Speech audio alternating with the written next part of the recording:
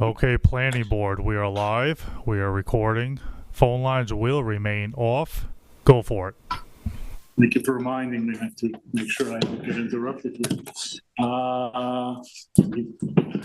Good evening and welcome to the Town of East Hampton Planning Board meeting for August 9th, 2023. We only have 3 items on in our work session, but at least 2 of them are going to be time consuming, I'm sure. We have 404 Montauk Highway, we have Devon Yacht Club, and we have a review of the wireless master plan. That is, it's not an application, but it's something that the planning board does review this, and will have comments, or presumably prepare comments. We're going to put that matter on first because we have a consultant from the town who has a limited amount of time available, and so we're going to get that done first. With that, Tina, are you going to do that, or is that Eric? No. Director of Housing and one-time planning guy. But I couldn't think of a better title and introduction. I'll come up with another one next week.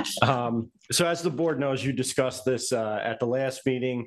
Cityscape prepared the wireless master plan, which you have a hard copy in front of you, and we have it up to put on the screen. Basically, the goal was to identify coverage gaps and then remedy them in the least obtrusive ways possible. That's the least number of towers, the shortest tower heights. The board should review this document. It is going to go back in front of the town board for a second public hearing. So the town board wants your comments on the document. I would say, just as an advice for the discussion, focus on this plan, not potential rewrites or anything like that. If you have concerns about the recommendations and the information contained in there, include that in your comments to the town board. The town board will consider that. And obviously, this is a first draft of this document, so there may be edits to follow that this board will also have in front of it to send comments to the town board. So also, Cityscape, the town's wireless consultants, are here via Zoom. That includes Susan Raybold, who is the chief writer of this document, as well as a member of their engineering team. So if the board has technical questions, they're available for that. And I'm also here available for any questions that you have. But basically, this is a opportunity for the planning board to have an internal discussion and formulate comments for the town board. Very good. So Matt, have you let Susan and Stephen from Cityscape? Yes, Lauren. Yeah. Okay. Sorry. Should look. Okay. So we all heard last week from 2 weeks ago from Susan on this. We took a break so that we could all go through the plan, which is a hard copy of which is here if anyone wants it. I think the thing that we have to be on the lookout for is ourselves is understanding that we're here to, as the planning board, give comments to the town board. It's the town board's proposal that they're going to be, master plan, I should say, that they're going to be adopting. We have our purview is things that we do in planning, which are, the character of community. Well, I guess water is not that much of an issue with this. Maybe it is. Well, actually it is, because you have power sources, and those always raise the issue of water and traffic impacts. So I would like to throw it open to whomever feels like starting. Ed? Do you have you have to move your seat next to you. Yeah, right, exactly. Sharon, you and I Sometimes he starts. Yeah, I know, I do. I go the back. middle of the pack is Start always with a safe you. place to be. I had a technical question or two. Is that Perfect. Yes, actually, that is good, because that's one of the reasons we have the folks from Cityscape online. So, okay. Maybe. So I actually did have 2 questions. One of which is a usage question, and the other one is a technical question. The usage question is, I think that you separated government use from personal wireless service in this study. Is that true? I mean, do the 10 macro sites that you're proposing that we need over the course of the next 10 years, do they include the need for public safety communications, which is sort of a distinct thing, operating at a different bandwidth, as I understand it. Just clarify that for me? Well, we did not do a public safety study, so this is specifically to personal wireless services. But Okay. the sites that are built, I'm sure if space allows and you can negotiate with the tower owner, that you could also put public safety equipment on those facilities like you're doing up at the Girl Scout camp. Okay. All right. So that actually leads to kind of, there are two technical questions. The first is really about height. You say in the study that that the macro sites are between 100 and 140 feet. And I think we've been talking about towers that are higher than that, typically, especially when it comes to having, public safety communications equipment on them. Can you just comment on that? Sure. Well, like Eric mentioned, we were tasked with coming up with the lowest height possible for the least amount of visual impact. And so these are recommendations based on the topo and the area. And Steve, you can speak to this a little better as well, but the topo and the vegetation and the way that the sites can hand off to each other.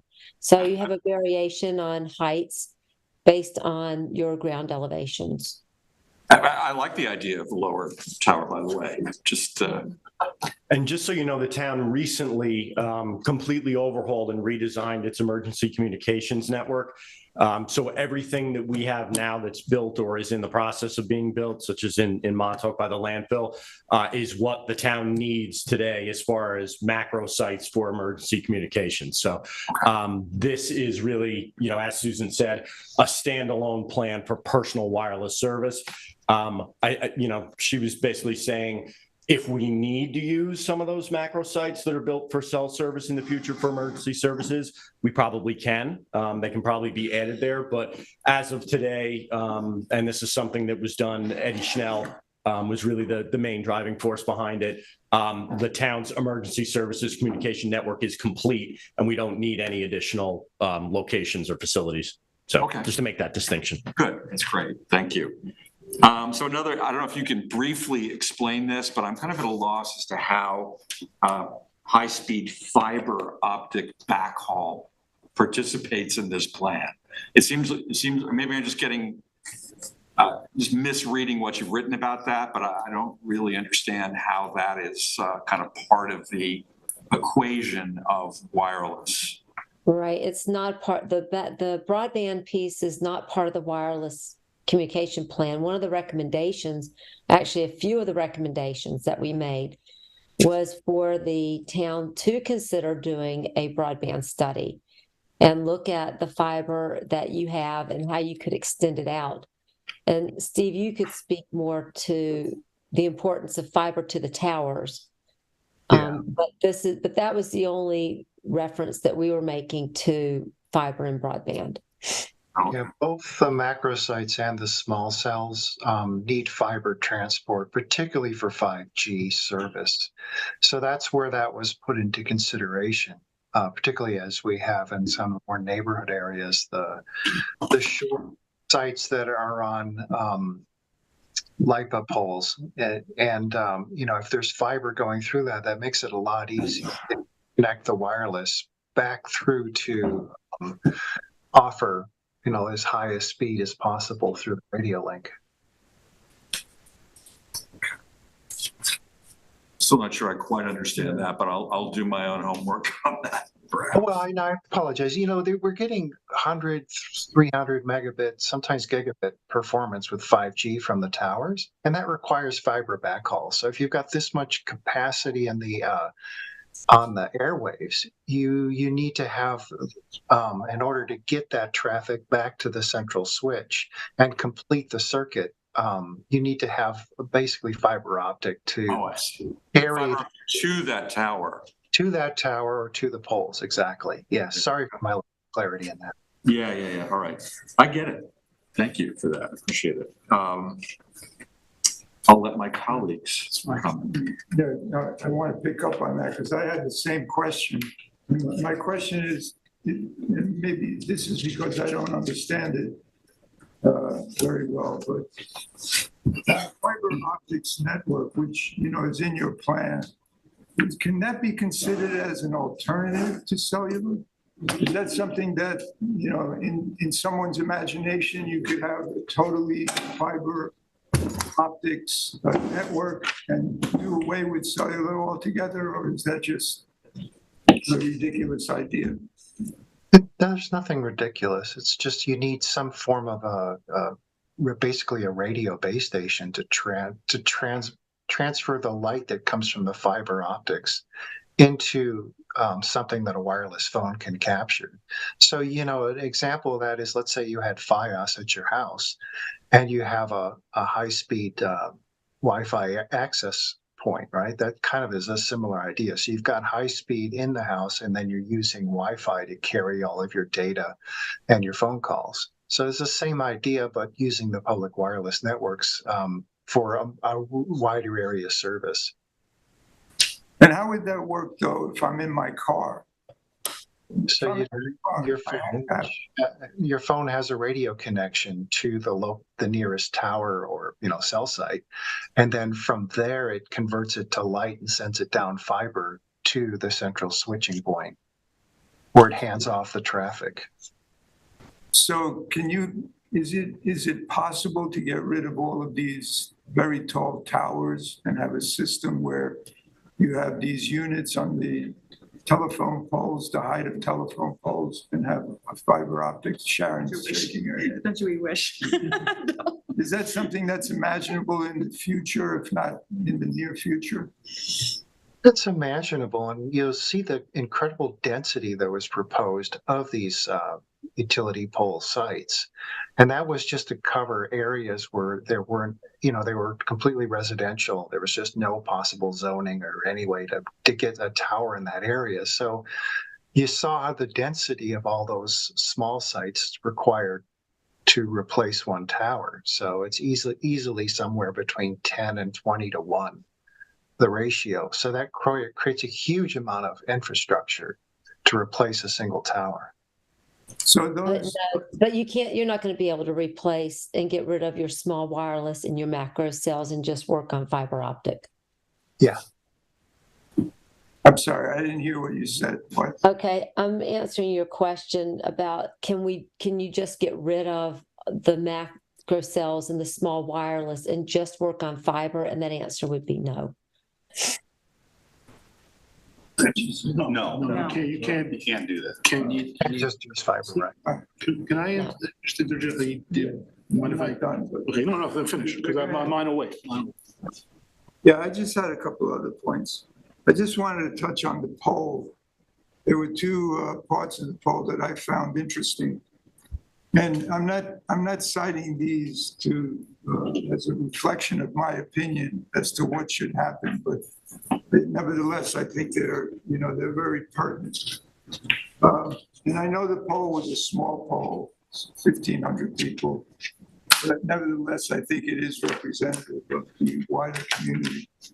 So in the poll, 87% said that they were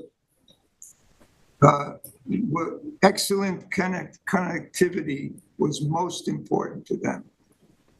Only 13% felt that minimal visual impact was most important. So I thought that was interesting.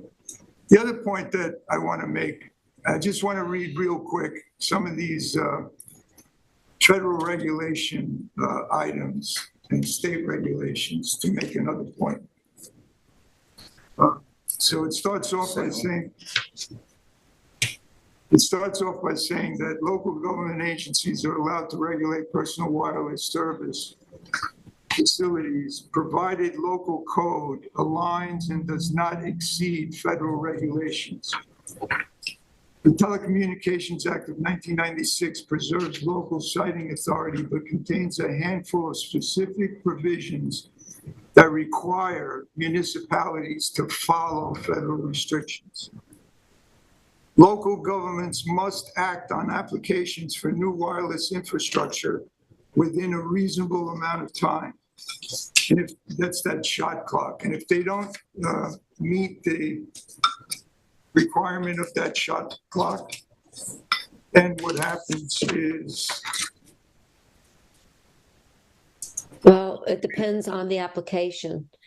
It could be deemed complete, or they have the opportunity to go before a higher governing body to force a decision. right, but it says, in the event the reviewing authority fails to approve or deny a request seeking approval under the shot clock stipulations, the request shall be deemed granted. So I'm reading all, and then just to wrap it up, in the New York State regulations, applicants are reviewed under the public necessity standard established in Consolidated Edison versus Hoffman. This standard provides that rather than granting a variance only on showing an unnecessary hardship, a local zoning board must consider whether the public utility has shown a need for its facilities and whether the needs of the broader public will be served by granting the variance.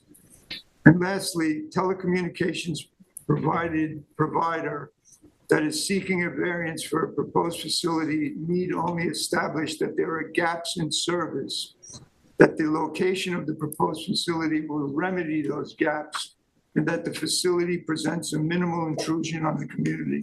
So I read these regulations and I say to myself, what authority do we have to determine where, how, what kind of cellular installations are approved if we need to wield that authority under the restrictions of state and federal regulations like the ones that I just read? Well, your code's been recently revised to meet those requirements of state and federal guidelines and meet the objectives of that were spelled out by the town. So you are able to, look at the visual impact that the facility has in the area. And you are able to, and the whole purpose of this plan is to get people thinking from a scientific perspective that here's a gap. A tower's going to need to go in here. And where's the best location? And how does it fit in with the character, and how's it going to look? And one of the next steps that we recommend is that you get real specific about those properties and be on a real proactive, the forefront of the industry, so that when they come in, instead of saying, well, show us what you want, you could say, well, we already know there's a gap here. We've identified an area that we think is a good location for a site. We've even identified how we think it should look. And then you're more in the driving seat of how you want that site designed versus responding to the application when it comes in and feeling like you didn't know that it was going to be needed. But you still have your land use standards that you can implement. So you can address your fencing, you can address setbacks, you can address how a site looks, you can look at the height in relationship to the scale of the ambient tree height and the rooftops. And you can design those sites with those items in mind, as long as you don't have the effect of prohibiting the service in that area. Well, what happens if we review all possible sites and determine that there isn't anything that is satisfactory? Doesn't the mandate that the gap must be addressed overrule anything else, and then we're forced to find something that we may not feel we would have approved under any other circumstance? That's correct. Yeah, you can't deny a site in an area where there's a gap and it's been demonstrated that there's a gap. You have to allow them in somewhere. So this plan helps identify those gaps. Your code gives design standards on how to reduce the visual impact of those sites. And then our recommendation is to actually look at those areas more closely, find public property, because the poll does indicate that there's support for use of public properties, and look at how many of those areas have coincide with public properties that you could offer as locations with pre-designed sites on them. To be clear, the plan identifies 10 macro facilities and 44 small wireless facilities. Now, the macro facilities, there are 8 that are identified as being 100 feet in height, and 2 that are identified as being 140 feet in height. All the remaining 44 small facilities, those were all envisioned, am I correct, on being on existing utility poles? Is that right? The small cell, Small. not necessarily on existing utility poles. Some would require new poles. But no taller than Yes. an existing Correct. utility pole. 37 feet. Okay, so but in terms of the thing that catches people's attention, which namely is the tall ones, there are only, it's the only, but there are 10 that are proposed, and I will say only 2 of those are 140 feet in height. Exactly. So, before we, find ourselves, thinking in terms of there being, a proliferation of gigantic poles all over town, there's certainly at least, well, not at least, but 10 that are projected. So What I like about this, it helps us decide where the best locations are before we just get it in front of us and then we have to make it work. Well, we're not the ones. No, who- we not, but the town is going to be trying to look for those locations instead of just getting an application from AT&T, and then we have to try to make it work. Yeah. Can I- Know where it is going in, please. Can I make a good point? Because it's a segue on what Lou was saying and what Susan was saying. This is a section of the plan that basically just shows you what the code is right now as far as avoidance areas and opportunity sites. It's the criteria with which the code empowers you as a board to essentially rate, a location or a design of a facility. Again, this isn't something new in the wireless master plan. This is basically just saying, here's what your zoning code says right now. That was amended fairly recently. Most of it mirrors the standards that were already in the code. However, we expanded it in some areas where, I think in the previous version, it said can't be in a flood hazard zone. And we elaborated on that and said, within a flood hazard zone, an area, susceptible to coastal storms, we essentially elaborated on those general categories. But Lou's question is to the point of, if there's a coverage gap, do we have to approve something?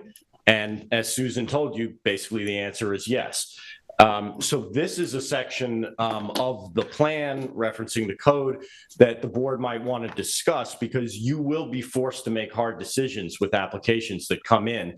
And you might want to revisit what the standards are that the code says that this board has to, apply to that process. So you might want to look at this, and when you are formulating comments to the town board, consider what are the priorities that you're going to review those applications for. So, for example, throughout the plan, there's many pages that are specific maps, and there's a circle, and it basically says we need something in this area.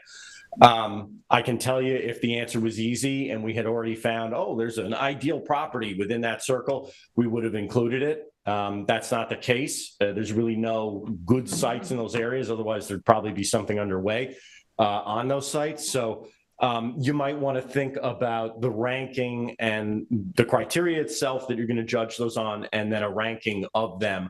So in other words, does a site that has, a historically important feature or is a historically important site, does an impact to that outweigh, let's say, the number of residences that are nearby? Does it outweigh flood hazard concerns? You might want to look at that and consider, because that is going to play into how you evaluate those applications that come in that, as Lou I don't think I'm misquoting you, is saying, we might see alternatives in an area and we don't like any of them.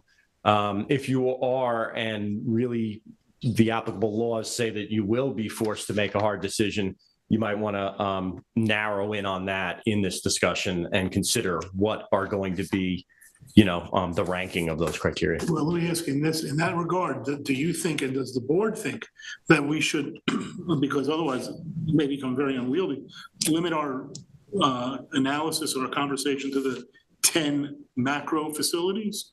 Or is that, or are we shirking our responsibility if we do that? Not necessarily. I mean, obviously it's a long document. If board members have comments about other aspects of it, certainly that's appropriate, but that is, certainly when you open this document, and myself having worked, helping craft it, those are the pages that you go to, where they say we're going to need a new macro facility that are the most impactful to the community. But that list that I'm looking at right here, that list is where the consultant and the planning department have come up with as the locations, or the generalized locations of where those 100-foot or 240-foot tall towers need to be. Yeah, that is where there is a coverage gap, and due to topography, vegetation, other physical characteristics, we will need something, whether it be 100 feet or 140 feet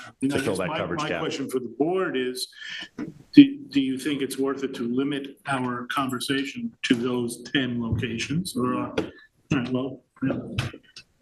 I think it's the bulk of the conversation, but it's not everything, for sure. Can I just point one thing out in regard to that? And maybe this is a question for our consultants perhaps, is that my reading of this seems to indicate that the 44 number for the small ones was for one carrier only. Is that accurate?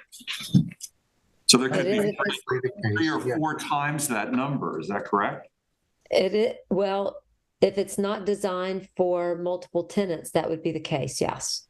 When you say for, I thought you meant like for one particular carrier, but you mean to say that the 44 small wireless would accommodate one single carrier? That was my reading of it. Okay. That is correct. Depends on the design of the pole, but yes, As opposed it to the could be. The Yes. 100-foot tall one, that could accommodate 3 or 4 different companies. Yeah. Well, I think it said 3 actually, and there are 4, right, that are in consideration. Yeah. Is that Dish? Dish is the 4th. Okay, so like, what I thought you were saying was that this was all written as if there was, company X on all 44. No, but we're just saying that 44 times 3 or 4 is really the number. Well, no, is that what it means? Yes. Is that you're gonna have, so If you're going to accommodate all the carriers equally. so in other words, on any one of those 44 locations, you could have 3 poles? Conceivably, it depends on the design. Poles? It depends on the design, but yes, conceivably. Within that.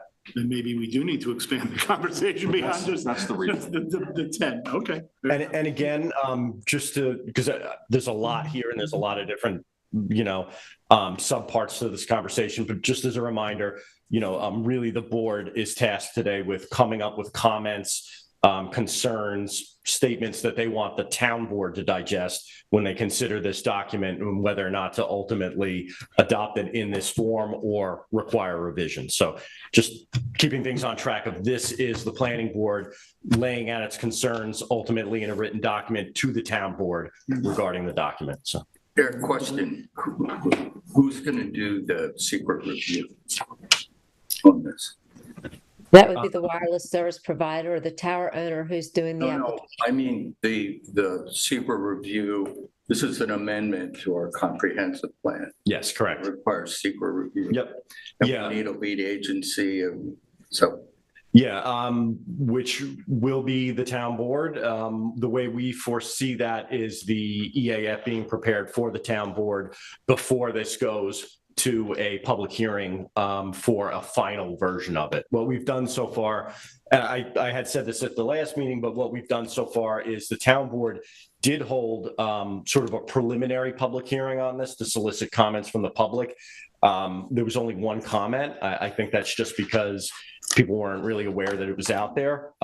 This conversation, I think, combined with just some time moving forward, I think there will be more public involvement. So we never envisioned that we were going to have one public hearing and an EAF and be done with it. We held a preliminary hearing. We're bringing it to the planning board. Any changes, I fully expect that this is going to go back in front of the town board for a work session next to discuss these comments. Any changes that are needed to the document will be made based on the town board's discretion. When the town board feels that they have a document that is a potential final document that is ready to go to a public hearing, prior to that, we will prepare an EAF and fully comply with secret. Great. Going around the table. So, Ian? Yeah, I've seen the town make some improvements with our wireless approach recently. I was on the board when our code was blatantly in conflict with federal law, and that put us in a very difficult position. So I think the code changes that have already happened to sort of align our town code with federal law have been very positive, and I think that this is a positive step to look holistically at what it's going to take to get coverage, because clearly, federal law dictates, as Louis said, that we do that. I guess, I would love 100% coverage without any visual impact as well, as everybody I think would. That isn't our reality. So I think from a planning board standpoint, the most important thing, we're the ones who ultimately approve facilities. And if we do approve a plan like this, we're going to have to approve facilities within the gap areas. And as much as I dislike tall towers, I do want to make sure, I would advise the town board to make sure that we are not keeping towers to a lower height, and then having to have way more of them because of that. Or, that we're having to have them in areas that are more problematic, more residential, as opposed to maybe a more appropriate site for a cell tower that was a little bit taller and gave better coverage. I'm not an engineer. I don't know if that's possible, but it seemed like so much of the focus of this plan was keeping towers low. And if there were an opportunity for, an area that's already somewhat industrial or commercial to have a taller tower that does twice the work, I would want to make sure that we looked at that as well. Similarly, I worry because if the 140-foot or 100-foot tower, as sort of Ed has alluded to, that only is good for one carrier, and if you had to drop down 20 feet below that to accommodate another one that then wouldn't have coverage for that carrier, I think we have a problem. So while I want to have lower towers as well, I don't want to be short-sighted here. I've seen it happen where we had towers become lower and lower and lower, and then they became less useful. In fact, I think there's an example of that at the Girl Scout camp where I was approved at a lower level, and they came back to make it taller. So I just want to make sure we're not being short-sighted. Likewise, I think the 44 small cell units, as Ed and everybody's pointed out, that could be 3 or 4 times that. I want to make sure that we're designing those to accommodate all of the carriers. And those are not the most beautiful things either. There's a box at the bottom of them. They don't look supernatural. And so I think there's some debate as to whether having residential neighborhoods lined with those is really an improvement over a taller tower in an appropriate location. That's actually an important planning question, and I don't know if it means rewriting the entire plan, but is that something that we should be talking about? Well, it's not up to me or I think us to tell anybody to rewrite the plan, and I certainly have great respect for Cityscape and their engineering and the document they've produced. I think it's a really big step forward. But as the board who ultimately approves where these things go, as Lou has pointed out, it's really hard because sometimes there's not a good spot. And I'm looking at some of those gap areas, and I have no idea which properties within that area is going to be uncontroversial or even acceptable, honestly. And so I also, again, I don't know. There's a lot of thought that's gone into this. And so I'm not trying to offend anybody by assuming you didn't already think of all the things I'm saying. You probably have, but I think that they're important from a planning board issue. And since you're asking for comments, I want to give them. So I want to make sure that they didn't. Another approach would be to look at sites that could accommodate a cell tower, and then how big of a site you would build there to make a network that works. It seems like the approach here was to limit the height and then, where to space them out so that you have a system, a network that works. Another approach might be, and again, this has probably been looked at, but I'm just saying it out loud, would be to look at sites throughout the town that could accommodate a cell tower and that we could stomach, and then maybe build a tower that's taller if necessary, or do it that way. Because I worry in this case, if we say, hey, these circles are where towers have to go, and there's just no good area in there. We've had a lot of applications come before us, and we say, no, that's a bad site. That's a bad site. But we usually don't have a very good suggestion as to where a good site would be. There's always this sort of unicorn site where it would be fine and nobody would care. And I don't think that those really exist. So again, I think it's an improvement. I do think as a planning board, I think Randy pointed this out last time, if this were to be approved, then it's that much more of a step forward, or a bonus or an easier way for a tower to be approved. I think we're already in that situation. Ultimately, we can't say no. So having a holistic view where we at least acknowledge the sites that need to be, that would cure the overall gaps, I think is a step forward. But I think our hands are maybe further tied in that case to say, okay, we have to approve something in this area. And I just wonder if, I want to make sure that we're not being too restrictive on height at the at the expense of maybe having fewer sites or more appropriate sites, and also that we're not putting these circles only to solve the gap with the fewest amount of towers at the expense of maybe moving a little bit and having a higher tower at a specific site that we know that works. So Eric, I think, and Cityscape, Susan has said that we're going to look at specific sites. I wonder if now is not the time to do that. I would hate to adopt a plan and then start to look at sites and we're like, oh, this one's just outside the circle. Too bad. We could have built it 10 feet taller and that would have worked, but now it doesn't with this master plan. Again, I don't know much about this stuff. I know that Cityscape does. I know the town board and Eric have put a lot of work into this. So take those comments with a grain of salt, but I just think I want to make sure that those type of things, at least from my viewpoint, that are considered. I think it'd be helpful to us with our responsibility for future approvals or denials. Thank you very much. I could speak briefly to that comment, if you'd like. I'm sorry? I could speak briefly about the tower heights and locations, if that would be helpful. Yeah, I think it would be, yeah. All right. Very simply, I kept the heights so that they would clear the surrounding trees. And because of the extensive tree cover and the hilliness, it's not very easy, particularly with 5G, to have long distance coverage from a tall tower through the trees. So the old days of cellular, when it was car phones, you could have a few tall sites and provide a pretty big umbrella coverage. But right now, you're really limited by basically the number of trees you can penetrate through and the surrounding hills. And that generally keeps the antenna heights lower than they used to be. And that was the logic behind trying to keep the antennas closer to the tree lines than the old version where you'd have maybe 200, 250 foot towers.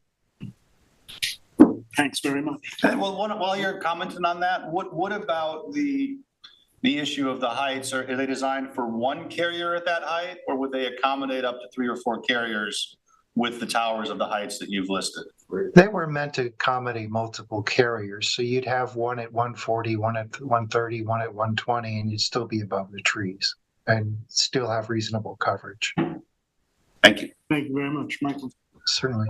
I live in Waynescott, and not far from Home Sweet Home Moving and Storage. And they have 2 cupolas with, I guess, are they small wireless facilities? And even when I'm in that circle, my call will break up, it will drop. So my question is about cell traffic. And I wish I had my computer so I could search this large document to see if you mentioned dealing with traffic. Capacity. Well, 2 things. First of all, there are 2 architectural features on that building. There are 2 service providers on that building. And if you are not a subscriber to either one of those, that might be part of the problem. And the second piece to that is if you are a subscriber to one of those, it could very well be a capacity issue. And we do talk about capacity in the plan. Let me get to the map. Excuse me, just a moment.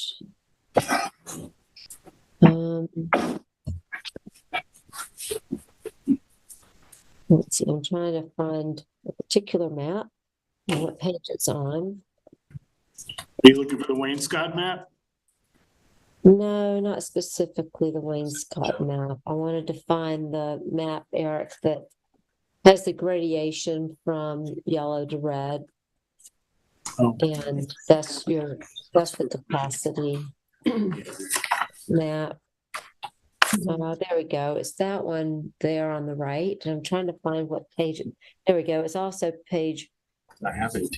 144. It hasn't been good. What'd you No, say, it hasn't been Susan? good there, I agree. Right. You had it up there. If you'll go back, it was the map on the right. There we go. Right there, the gap variables. That's where we talked about density and the number of sites relative to the capacity. So let's see. On is site 4. And who, if you don't, do you mind if I ask who your service provider is? AT&T. Okay. All right. So AT&T is on that site, or they were proposed to go on that site. And it could very well be then that at certain times, if the site is up and running, and you're still having trouble in that area, you may very well have a situation of capacity, and that's what's discussed in and around pages 43 to.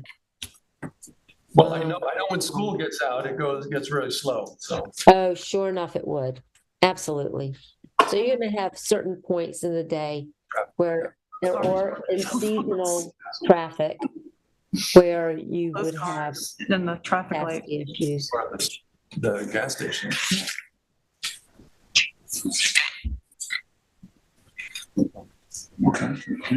My concern is just, you can build all these towers and still have capacity issues, so.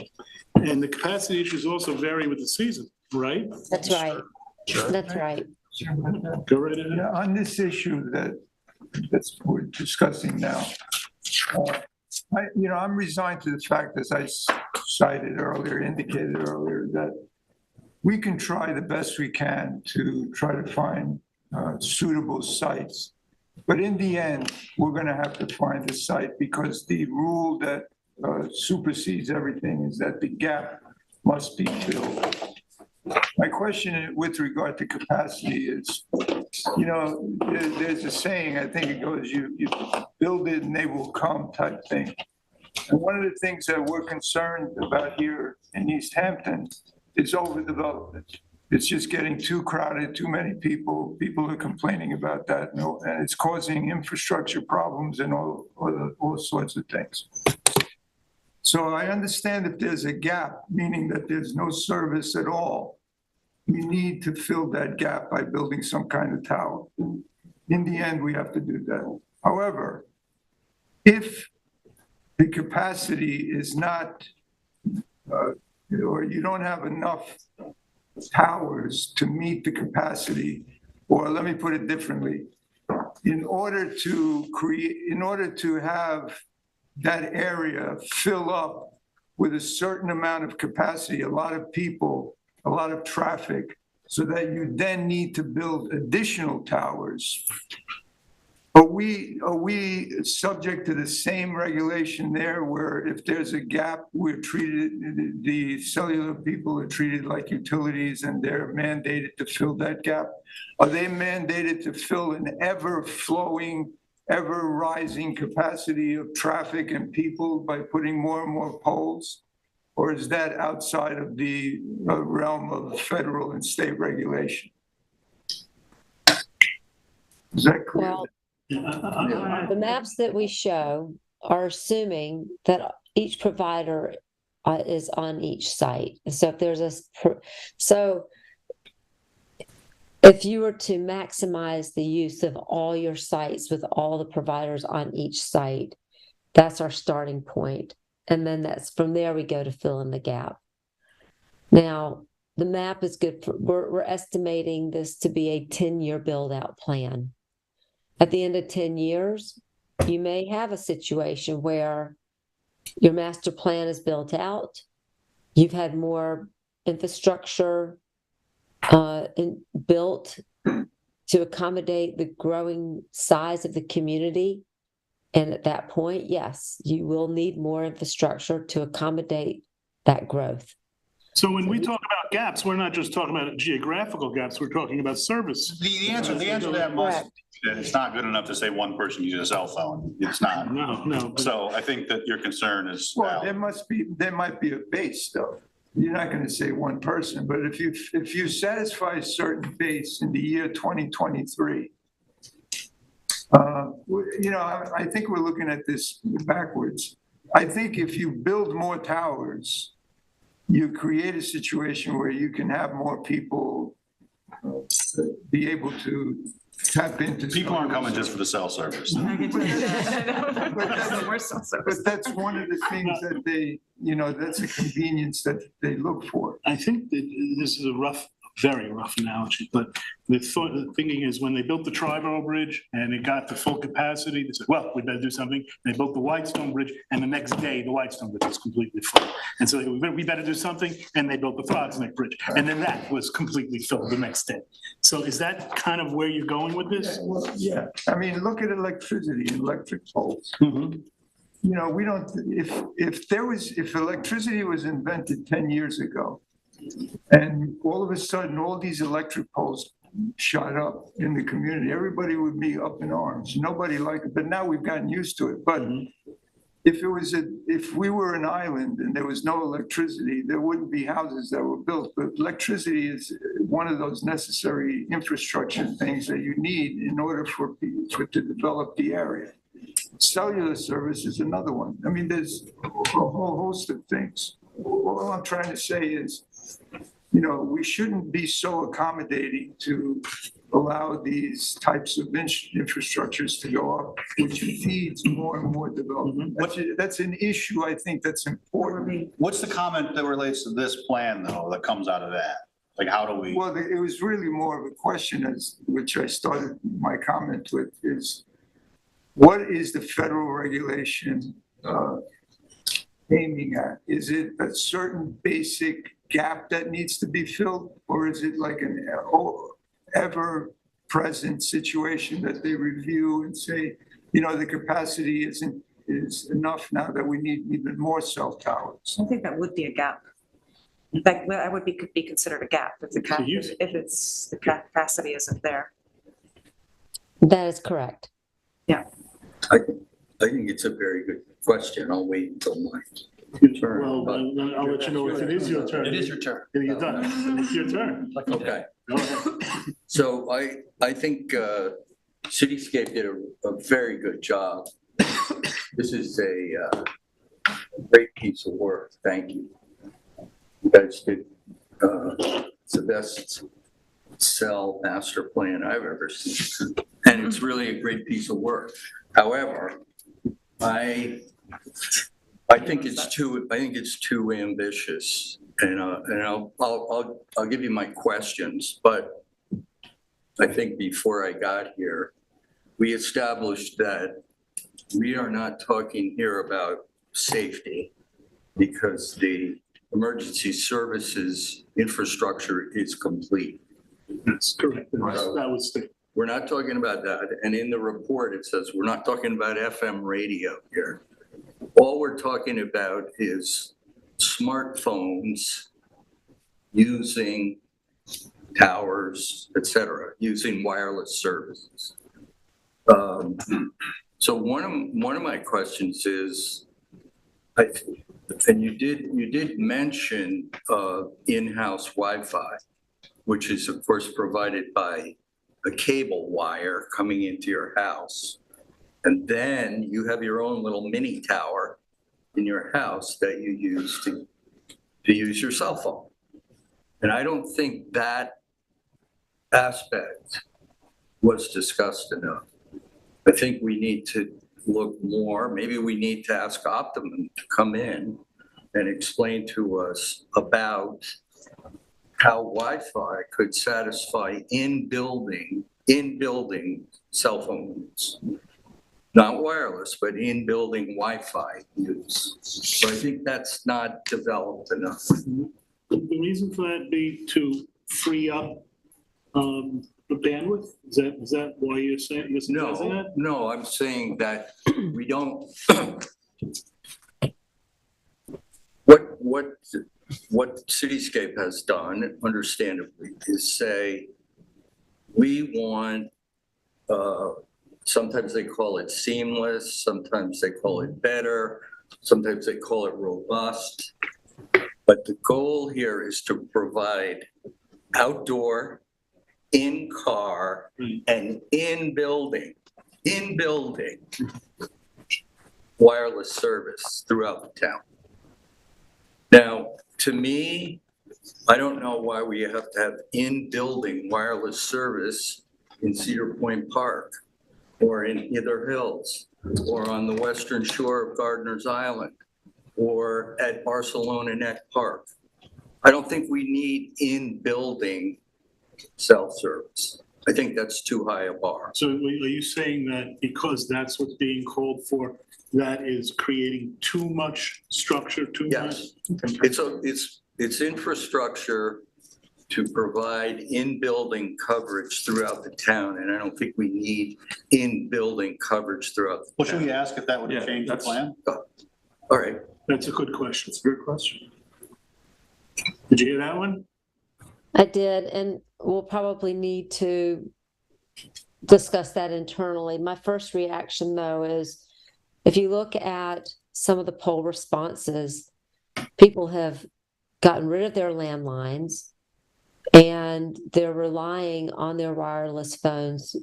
And there's a concern that, yes, you have public safety that covers your geographic area, and that's great. But if people's phones cannot connect to that network because they don't have coverage or capacity, then that presents a public safety problem. And that was a comment that was made quite frequently by the poll responders during their opportunity to make comment in the survey. So that is one of, that's part of the answer.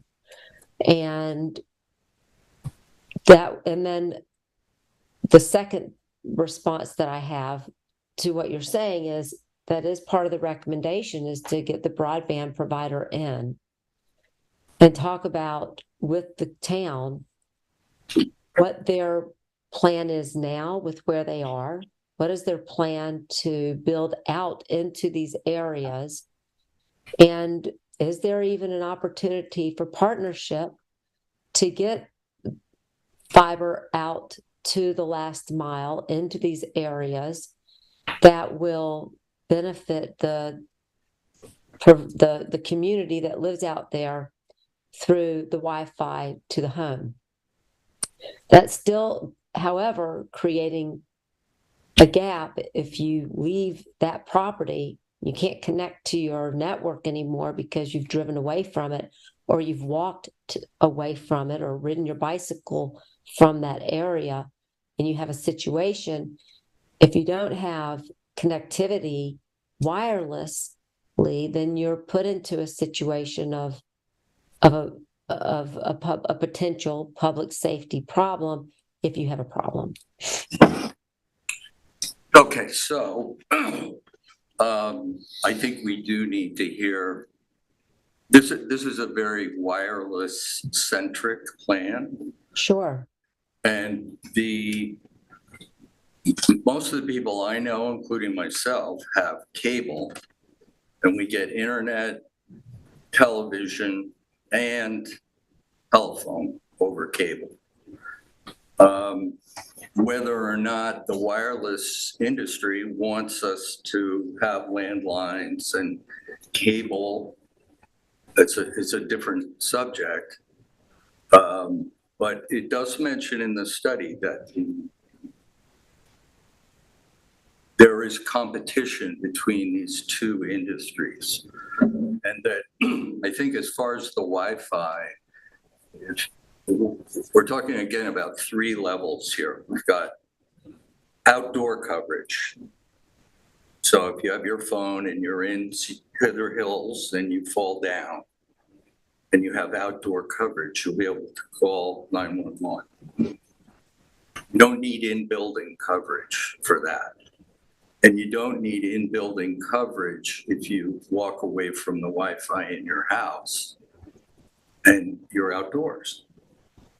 Or right now, I'm questioning, do we need in-car coverage in our 5,000 acre state park? You see, that's where I think the first 2 points that you make, I think there's that you can get some currency on. But I think that the thing that drives the conversation about coverage is literally driving. Yeah, and but the frustration that people feel when they're driving along. Sam, I'm and they saying go where out. there are no drivers Instead in of- our huge state parks, Mhm. on our lengthy beaches where you have outdoor coverage, why do you need in-car coverage in Heather Hills Park? Why do you need in-car coverage on Barcelona Neck if you're, in the parkland? One of the 140-foot towers is proposed to be somewhere around the golf course on Barcelona Neck. Which, never mind the aesthetic impact, but I don't see why we're providing such a high bar. I thought of you may not find this funny, and Cityscape may not either, but I think East Hampton has to decide whether it wants to be East Hampton or Palo Alto. Because to me, the standard in this document is to satisfy a very sophisticated and I don't want to say entitled consumer. You just did. And the other thing about this survey, so the survey, when you look at the breakdown's done very well. They gave us all the information. There were 1,100 and something year-round residents who responded.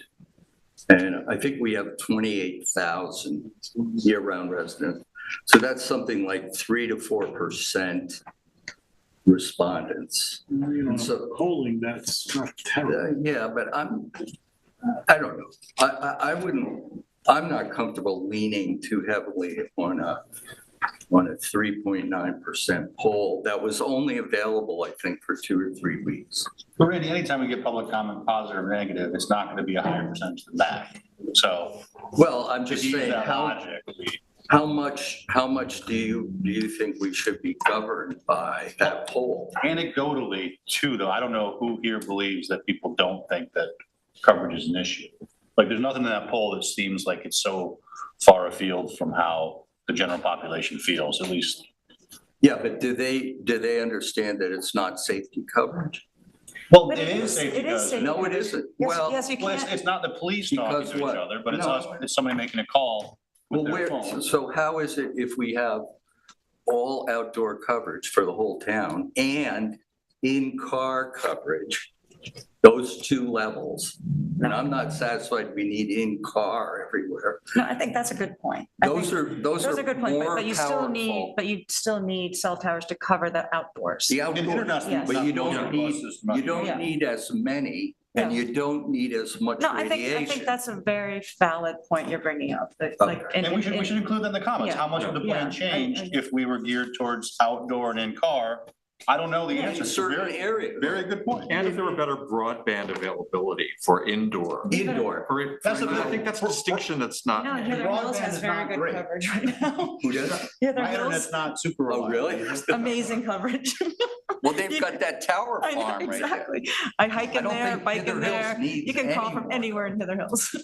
It's a good point, because if you've got large swaths of land, large numbers of acres No, I that think just that's a don't good, need I it. think that's a very And valid they- point. There's one house in Barcelona that Right, which by the way, makes a tower economically not feasible for the providers to establish. Right, if there aren't subscribers, they're not gonna build it. But having said that, your point is well taken. I think we should figure out. So put it in the comments, ask the town board to look at Yeah, Yeah. what would be the impact be if we didn't focus on in building where we didn't need to focus on in building? I think that's really what you're saying. Yeah, well, it goes to Lou's point about development. We know with a great deal of certainty that Heather Hills Park is not going to be developed. That would be, an earthquake. So I don't think we need to provide future cell service to Heather Hills State Park. Indoor, so. And maybe in car. And so the other question then is, it goes to the level that we want to provide. But we're also talking about providing as technology increases, and it says this in their report, we've gone from telephones, cell service telephones, to movies, music, data. There's sort of a never-ending escalation of what people want from their cellular phone. And I don't think that's the town's job to provide that level. If you want that level of service, you can get it in your own home. But why do we have to provide it while you're in your car driving to Montauk? I think it's too much. So it's another question about how much capacity, both in terms of the number of users and also the amount of data that each user is using. I think we all agree that that's a very good point. Well, I just want to add, Go ahead. so there are plenty of people who are having personal conversations on their phone. There are so many people who are working, who are coming out here, who are trying to reach someone in Montauk. So it's about commerce. It's about business. There's a large aspect of that. But if you have Wi-Fi in your office, No, the guy's in their truck.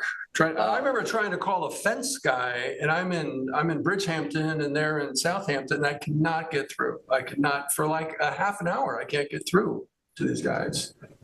so what is the problem there? Well, then We don't in-car is know. important. So I think what he's saying is in-car. Right. And it's also, Yeah. you're talking about somebody who's in Southampton, right? Well, that's just an example. No, They I could mean, be in Montauk. That goes to, do we have to provide excellent cell service between East Hampton and Patchogue?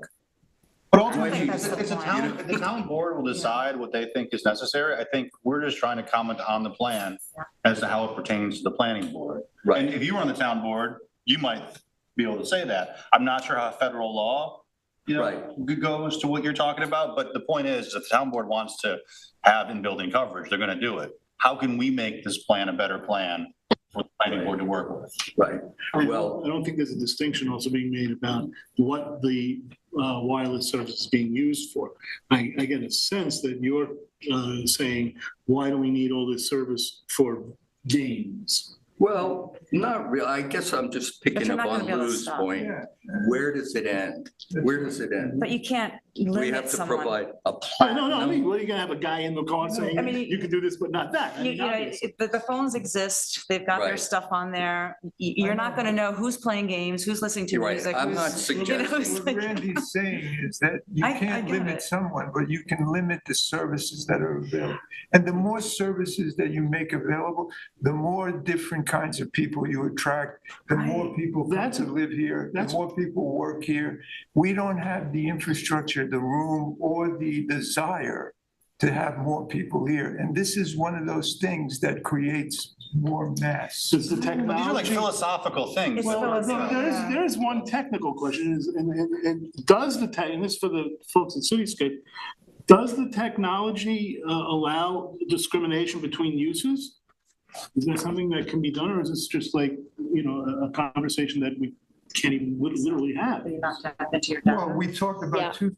I had my hand up. I didn't want to interrupt, but I was trying to just caution you in some of this conversation that the federal government and your state legislation states that if they come in and they demonstrate that there's a gap and they want to fill it, you can't prohibit the service. You can't say to them, well, you're only allowed to have this much service.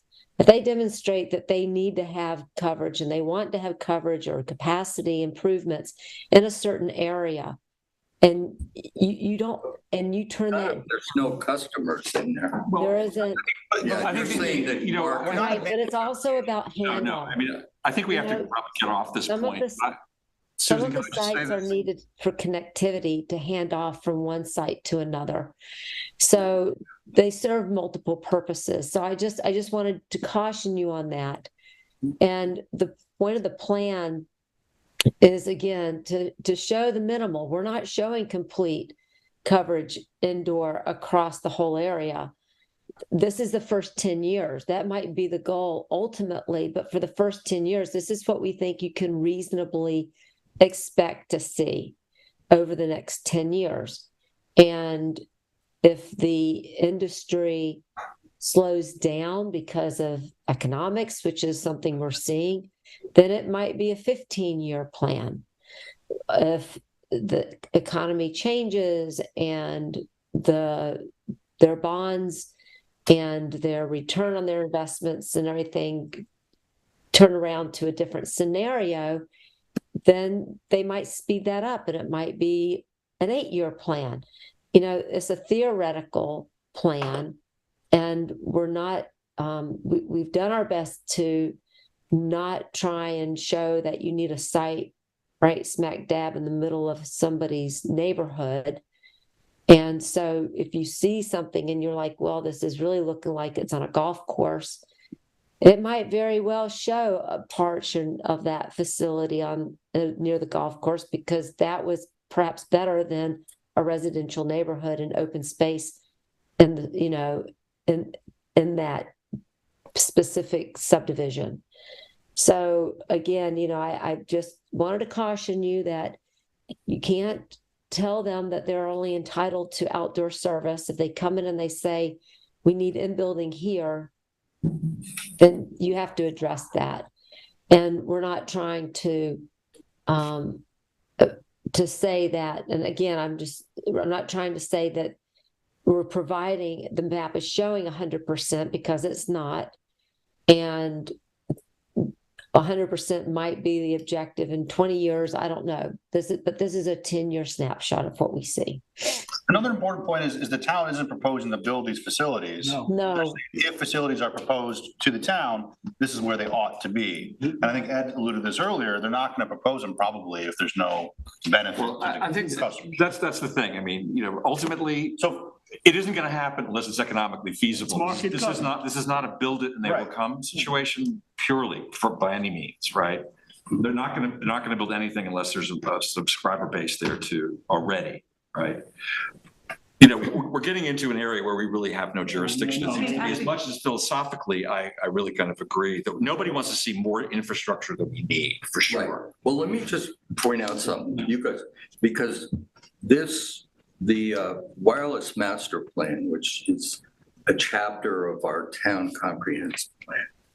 And the planning board is charged with comprehensive planning and reviewing chapters. This is a revision of the comprehensive plan. And it's going to require deleting the old plan and adopting a new one. And if you read, I would say that this plan as it's currently is not consistent with our comprehensive plan. which, I'm not going to read you chapter and verse, the goals and the vision, but a vision of East Hampton with a lot of industrial infrastructure is not consistent with our comprehensive You were plan. defining this as industrial infrastructure. Well, that's what it is. Well, okay. I mean, it's an industrial, it's not to support industry, but it's industrial facilities to support wireless service. It's also, you're also dealing with the wireless portion of the comprehensive plan that's decidedly antiquated. Right, And it Yeah. needs to be Wasn't helpful. replaced. No, I think this And is, that we're constantly playing catch up and Band-Aid with. So, well, all I'm saying is that it's not that the planning board isn't involved here. And it's not that our input, whether it's philosophical or any other kind, it is relevant. This is our job. This is comprehensive plan. this is the part that we were talking about in the beginning. And I agree. Yeah, so it's not that we're just supposed to rubber stamp it. No, But no one's saying that, Randy. I know, I'm just exaggerating. I don't mean to. So. No one's saying that at all. So, some of my other quick comments, because this is a big deal, I don't know if we're gonna ever get this back again, is this plan proposes sites in 2 incorporated villages, Sag Harbor and East Hampton, neither of which we have jurisdiction in. We don't review site plans in the villages. I don't know if the villages have been consulted on this. I can tell you the proposed tower in Cove Hollow Farm ain't going anywhere. So is that a realistic proposal? A proposal in Sag Harbor at the old VFW building, is that realistic? Or is this really just a paper plan that we're gonna put on the shelf? And that goes to your point, Ian, of maybe looking a little harder at where these facilities are proposed. I think once we, and this has already been said, but once we approve this, you're putting a bullseye on all those sites. And the companies are going to go and they're going to try to negotiate purchases or leases on those sites. Then they're going to come to us and say, that's what's in your master plan. We have the deal. You can't say no.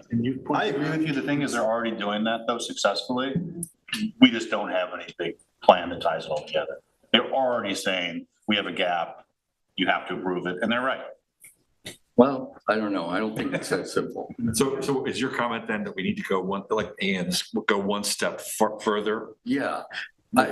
identifying sites? I'd like to know what standard, this goes to your point, Lou. What standard of service are we required to allow to provide according to the federal law? Yeah, it's a chicken or an egg. That was just stated. That was just stated. She's answered that. She's answered She's that. answered that. You can't just say you can only call your mom in the hospital. She's answered the question, yeah.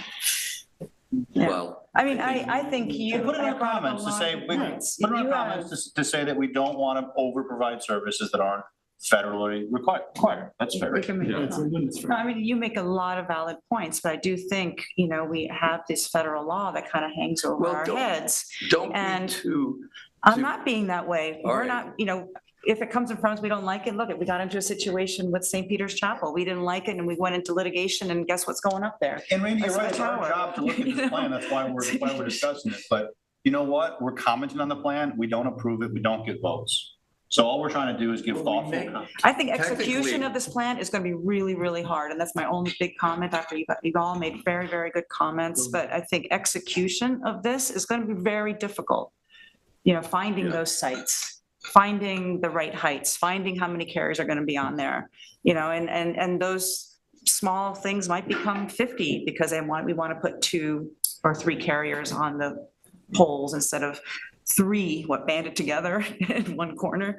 That goes to Ian's point. I think it's Yeah. a very valid one, that we get stuck or in love with the idea of it being, short towers, 37 feet, but that might not be the most the best way to do it from a planning point of view, from a community, character of the community point of view. And in fairness, it sounds like they've considered that. I'm just saying, Yeah. not knowing. And I do think the park should be considered. I think Randy makes good points, whether they did that or not, whether we, somehow we don't need a tower that expands across an entire, park. And the other thing is, are we obligated to provide, I'm sure we can't stifle competition, but are we obligated to provide opportunities for all four companies? Yes. Yeah, sure. According to what, Ian? Federal law. Are you a federal lawyer? No, but Randy, man, Those companies have a mandate. Yes. Those companies. Wait a minute. I don't think Let me put it this way, Randy. I don't think you guys know the answer to that I can tell question.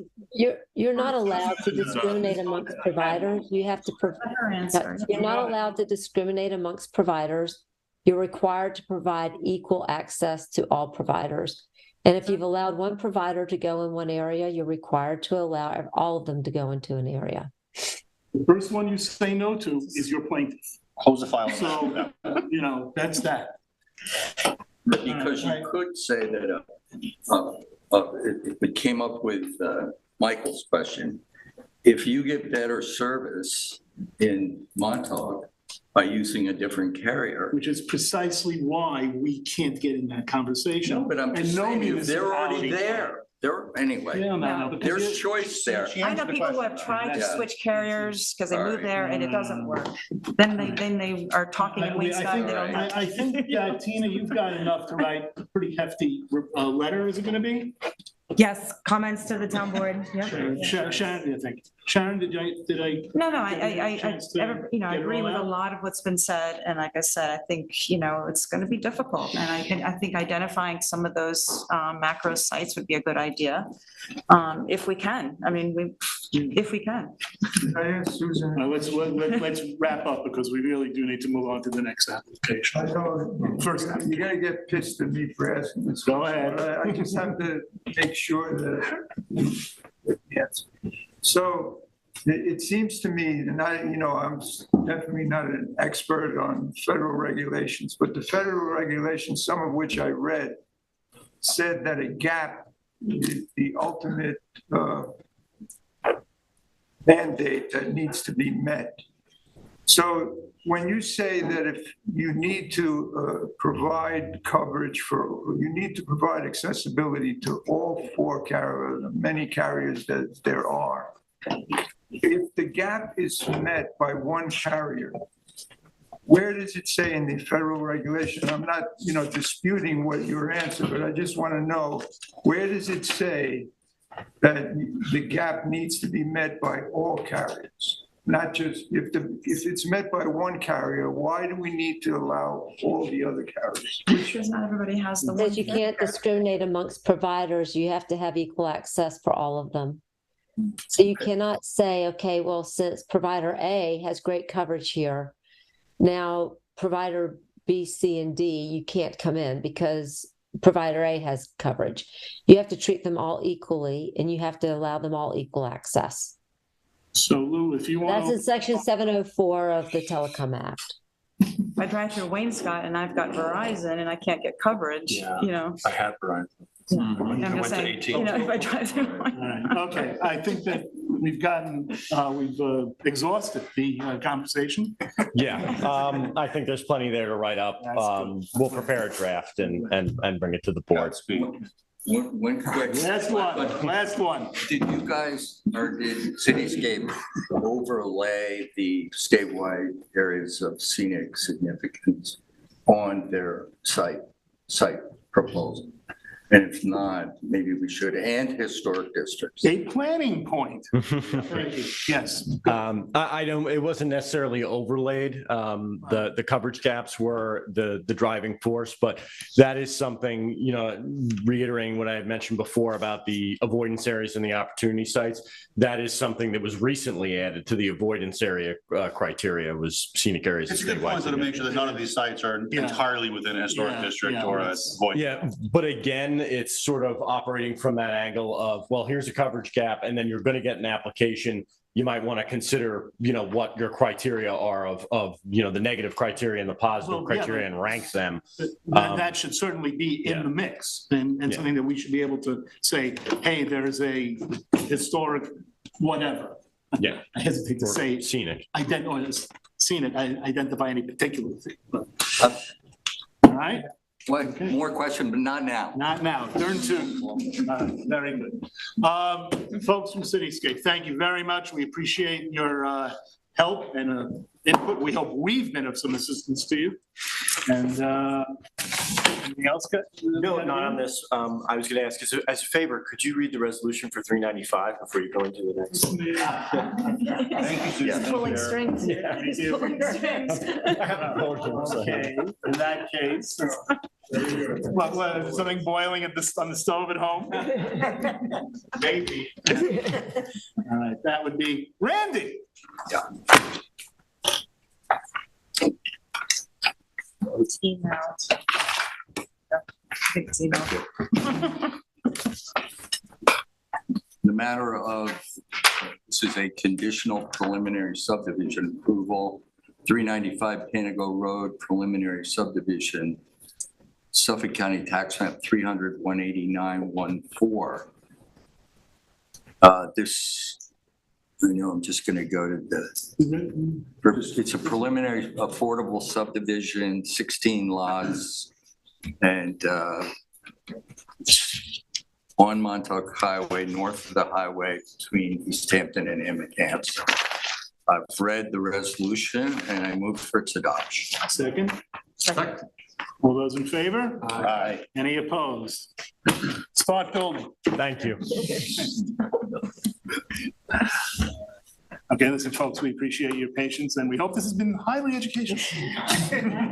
Imagine you could have sat at home and watched this. I got one other thing. We have the other matter, what's the address, I'm sorry. 404? You're right. I want to let this fine application just. For my garbage shed. Yeah, hopefully uncontroversial compared to the cell towers. Yeah, it's very small. All right, so we have the applicant who will wait first for the planning department. Folks, this application, we don't want to make her wait, Okay, go ahead. Thank you. Appreciate that. Go ahead. Thank you. Thanks, Sam. This is the application for 404 Montauk Highway site plan. The application is only to install a garbage enclosure on an existing concrete pad. I would really say it's a de minimis change from what the planning board approved recently in February 2020 as the site plan for East Hampton retail. The location of the site is currently shown on the aerial imagery. It's right on Montauk Highway where it splits and Hampton Roads to the south of the site. I'm going to just bring up the survey. If I can move it, it's not letting me move it.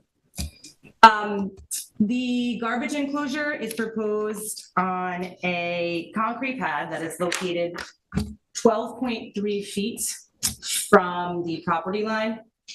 And it is on the location of an area that was approved as a dumpster pad in the original site plan approval. So you can see the site, the survey now, and the area we're talking about is right here, outlined in red. And I'm going to show you the original site plan, which had the same location as a dumpster pad. It just didn't have a enclosure programmed for that area. So the analysis really is that because it's 12.3 feet from the property line with the structure now, the planning board has the authority to consider a setback waiver if they deem it appropriate, as opposed to sending the applicant for a variance. The land that it is closest to is also zoned and utilized for commercial purposes. Photos taken and that were attached to the memorandum show the visibility of the dumpster pad from Hampton Road, which is residentially developed. And it's not readily visible, even with the landscaping that's there now, and as the landscaping matures, it will become less so.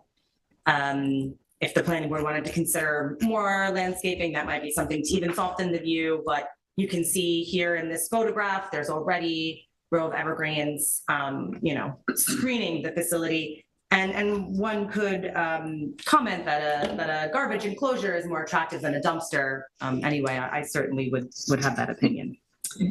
Because of the small nature of the enclosure, it qualifies as a minor site plan theoretically, because it's below the 500 square feet and conforms to the other criteria there, according to the planning department's recommendations. However, because it needs a setback waiver, we did say we understand that it is not typical planning board policy to allow it to proceed as a minor site plan.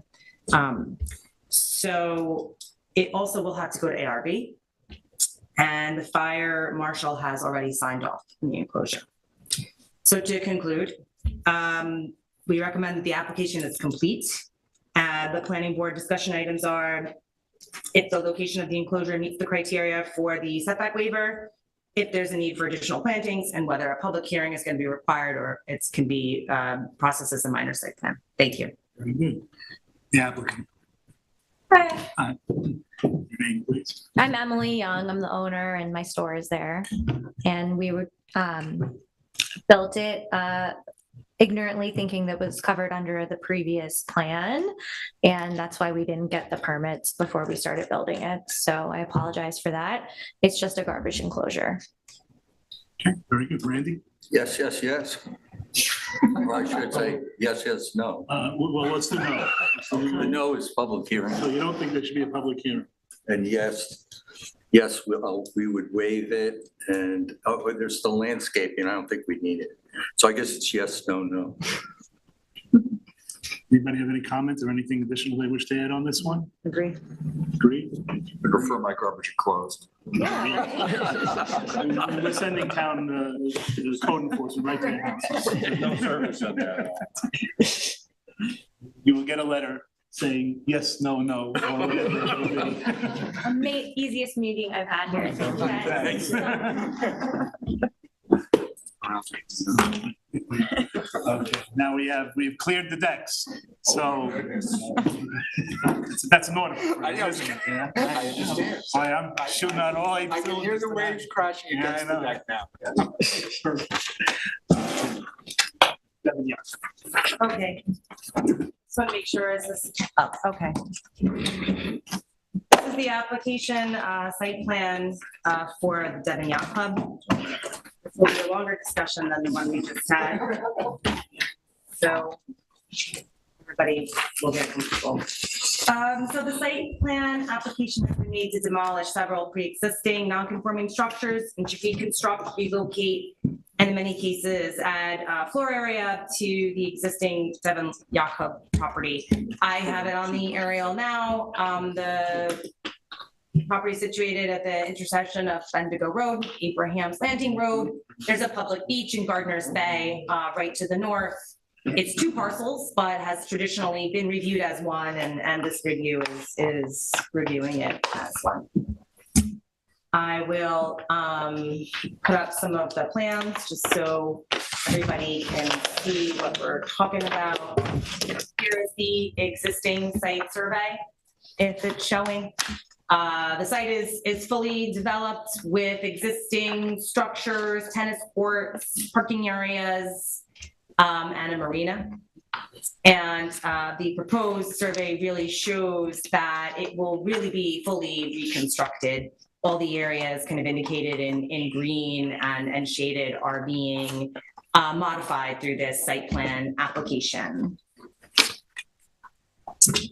The applicant supplied detailed narratives regarding their building programs, and we have just a summary in the memo showing what the existing building square footage is and what the proposed is. The buildings are being moved back from the dune, which exists here, and away from Gardner's Bay, which is a positive aspect of the project. To give a little history, just about how we got to this review, the application has been reviewed twice already. One in front of the planning board last year in May for a preliminary site plan evaluation.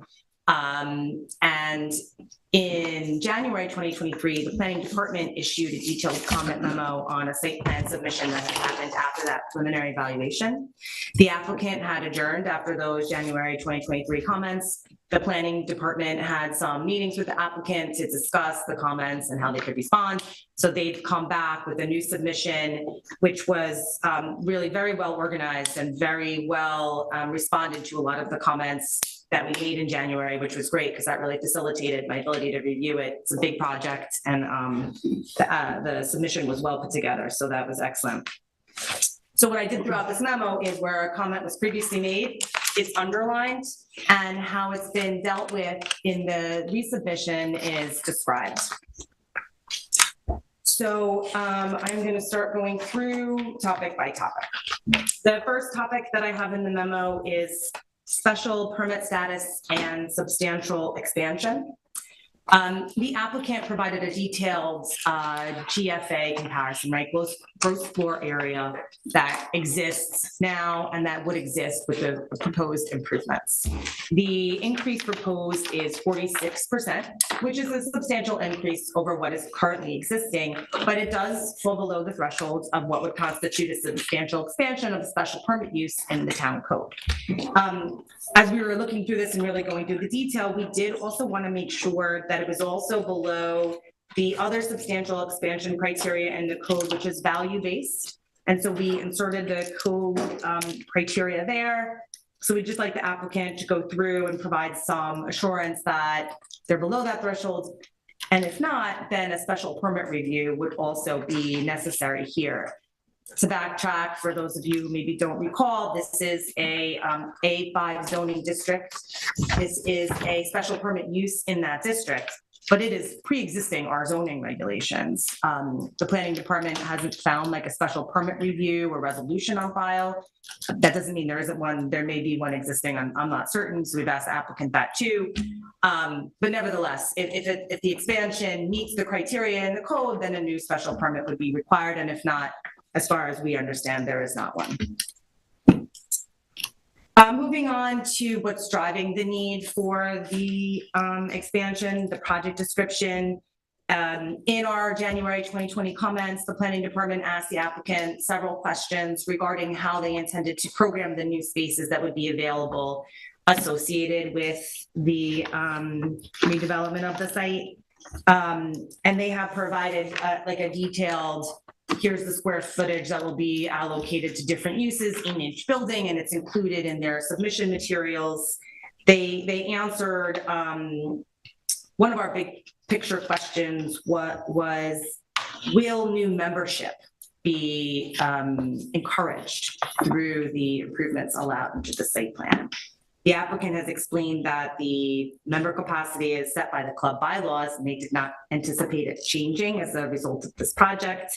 One of our recommendations is that the planning board consider whether or not a membership cap as a covenant on the property may be appropriate. Such would ensure that the usage of the property is going to be consistent with the existing conditions and the statements made regarding the need for the site plan. The applicant has explained that what's driving the need is for more efficient spaces, storage, office space that's more accommodating.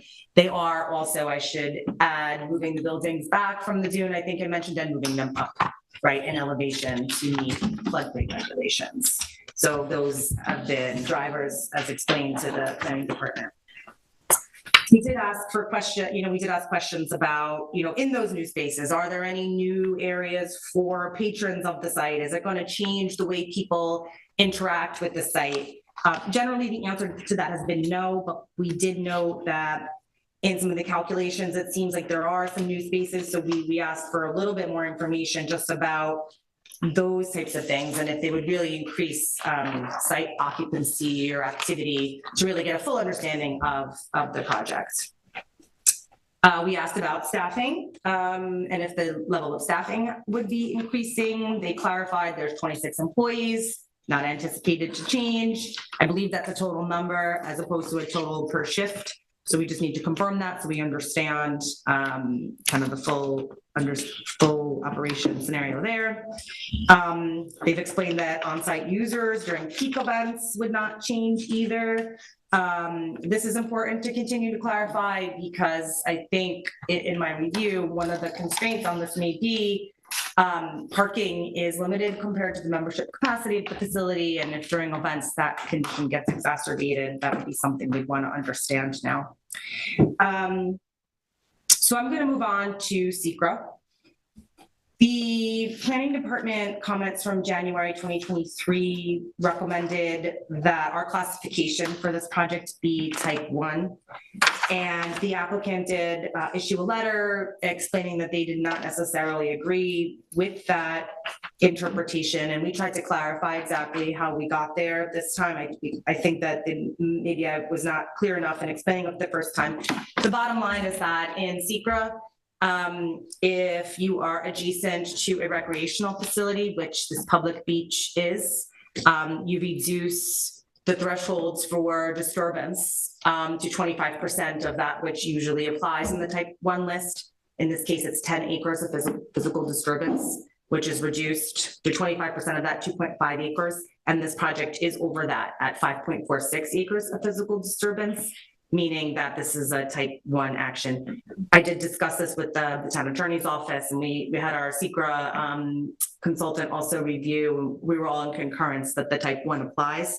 That is a hard and fast criteria in SECRA. It's not really an opinion-based thing. If you meet the criteria, you're type 1. If you don't meet it, you're unlisted or type 2. So it's type 1 is the way moving forward. And I put a lot of detail here. I'm happy to go through it, but I'm going to spare you if you don't want me to read it for you. The applicant now has submitted a full EAF that is triggered by the type 1 designation. And because the planning board always conducts a coordinated review, procedurally, the type 1 designation at this point doesn't really have a material difference into how you're going to experience the SECRA process. Type 1 in SECRA carries with it the supposition that the action could have significant impacts, but it doesn't mean it does. So, in this case, we've recommended the type 1 because it's correct based on DEC regulations, doesn't necessarily change the review, which is going to be thorough in any case. Moving on to an environmental setting, just bring up the site plan just so we can look at something else. We went through the memo and I'll, just kind of hit the high points. Obviously, this site is in a environmental setting that is blessed with resources, including Gardner's Bay, natural dunes, beautiful public beach, wetlands that are in a high quality condition in terms of diversity of plant species and animal species supported. And our recommendation is that all the planning for the site really be conducted in the context of protecting these resources for all's use and enjoyment. And we've made kind of comments about that throughout, so that's like a recurring theme. Next up on the memo was wetlands. There are, as I prefaced earlier, there's an extensive system of wetlands really to the south. These are freshwater wetlands. And, obviously there's tidal water bodies to the north. One of the things that's happening here is that Devon is proposing to install a significant amount of stormwater infrastructure on the site where we don't believe any exists now. In order to do that, they're going to be raising the grades of the property. Really, the driver of that is complying with the town's regulations that require certain separations between infrastructure, septic and stormwater and groundwater table. In doing that, we've asked our town engineer to really do some analysis for the planning board, making sure that those changes will not adversely impact the surrounding area, the wetlands, et cetera. The site has sandy soils and it's a lot of impervious surface now. There's not a whole lot of runoff going into the wetlands probably anyway, but raising the grade and putting all that water in the ground right away rather than allowing it to kind of follow the natural contours of the land does change the hydrology to some extent. We want to make sure that the wetlands aren't impacted and that also, all the facilities put in are complying with town regulations as is the goal. One thing that I mentioned here, we'd like to hear from the applicant, only one boring was provided somewhere around here, I can't see. And it is a rather large site. We do want to make sure that there's adequate characterization of potential groundwater conditions to ensure that the infrastructure installed will function as designed. We asked for a construction protocol as one of the kind of measures to ensure that environmental mitigation is kind of considered during, sorry, is everybody okay? Was considered during construction and implemented in an appropriate fashion. The applicant has provided that and all the detail that was requested. One of the details requested there was just with the amount of fill that's being imported, and we did note that in the memo. It is a pretty significant volume of fill. Some of the grades on the site are being raised up to 4 or 5 feet, which is pretty stark change. And to do that, you obviously need a lot of fill for a large site. But they did submit really thorough grading and drainage plans, which will allow the town engineer consultant to do a thorough review of all that. We provided some additional comments about the construction protocol details and just how it really needs to interact with the SWIP. I won't, the SWIP, which is the Stormwater Protection Plan that's mandated by the MS4 regulations. So I think those are pretty straightforward for the applicant. I won't belabor those points. The next point covered in the memo is the Natural Resources Special Permit and Zoning Board of Appeals review. As I mentioned earlier, the application is moving the buildings landward of Gardeners Bay, away from wetlands. And these are favorable aspects of the project. Obviously, increasing resiliency in coastal structures is a significant goal of the town. And the applicant has made very clear what variances they need, to what extent, and there was an attachment in the submission that laid that out very crisply. The one comment we had here is that the method the applicant used to identify variances is that if they are increasing the setbacks, that no new variance is triggered. And that is appropriate except in times when you are increasing building area within the setback zone. So the planning department doesn't have the ability to really do the calculations about where building area may be increasing in the setback zones. So our comment here is to have the applicant do that to make sure that this is the appropriate list of variances. But as you can see, as it's listed, in many cases, the setbacks being increased, in some cases by a lot, in some cases by small amounts. Nevertheless, because second stories are being added to many of the buildings, building area in the setback zone may be increasing. We would like that looked at in a little more depth. I also made some comments regarding variances. I just want to make sure everybody was aware of. There's a new deck on the clubhouse. We want to make sure that that gets a variance request. There is an area noted on the plan near the dunes where there's a flagpole being proposed. In general, we want to maximize setbacks from natural features. The flagpole is really going to be right at the dune. I think the ZBA may really look very carefully at that. They're going to want to understand the need for placing a facility like that right with no setback.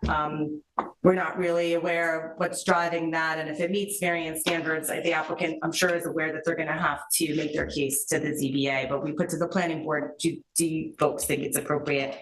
There's a whole ceremony when they lower the flag and fire the cannon every day. Anyway, sorry. It sounds nice, but there's also grading that is necessary. And, I think natural feature grading is also something we want to make sure, if there's a need, understand, precisely what that is and does it meet the criteria for variances? You can see it right here. Is it a significant change? It's like 2 feet here, 10 feet here. And I think what's really driving it is the need to kind of have some ability to kind of get from the deck, which is being raised, to the beach, But has it been minimized to the extent necessary? You know, that's something that the ZBA will really want to peel back the onion on. The other comments made here are pretty small. I just want to make sure that we're being crisp on what variances are being requested from the wetlands. Have we done our best to maximize those where possible? You know, these are questions that we consider here and certainly will be a topic of discussion at the ZBA review. Moving on, we looked at the flood regulations. Those seem to now all be met by the finished floor elevations proposed on the plan. I'm sure the building department will look at that too, but it's good to know that we really do have a fully compliant site from the flood hazard zone perspective. Another question we posed was about the buildings and the potential impacts on aesthetics in the surrounding area. Just going back to the aerial for a second. And I think, you know, aesthetic considerations are certainly something you want to consider, like as a planning board, also from a SECRA perspective, it's important to ensure that the visual changes on the site aren't going to be significant to the point where, you know, the views from the surrounding public vantage points are impacted. And we had made this comment, the applicant has provided some, you know, renderings of what the buildings will look like, which is helpful. I'm still a little interested in what the buildings will look like if I'm standing on the beach and using the beach. I think that it's important for us to all understand, will the aesthetics of the surrounding neighborhood change? So I'd like the applicant to continue to look at those things.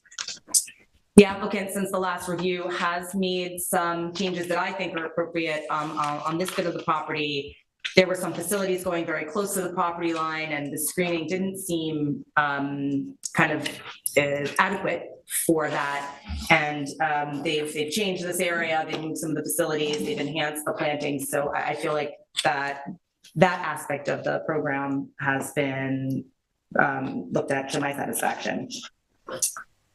Next, I'll talk about sanitary systems, and I'll do my best to sum that up. We did make a lot of comments last time just about the details, where the usage rates were sourced, because some of the use types that are here aren't really covered in the typical Suffolk County Department of Health regulations. So, you know, for us to understand that the rates utilized to estimate the flows are consistent with Suffolk County's guidance is important.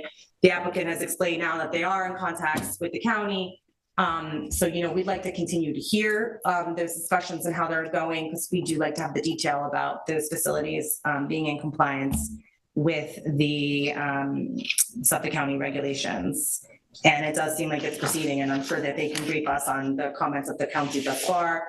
One thing I know that the board is always interested in is whether or not the site is meeting like the allowable flow allowed by the county, the population density equivalent.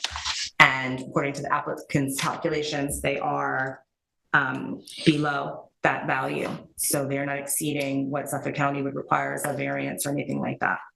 But it is increasing over the existing conditions. I'm trying to summarize. I know I'm talking for a long time, so bear with me. Tina, that last point. Yes. Can you just comment on what's in your memo?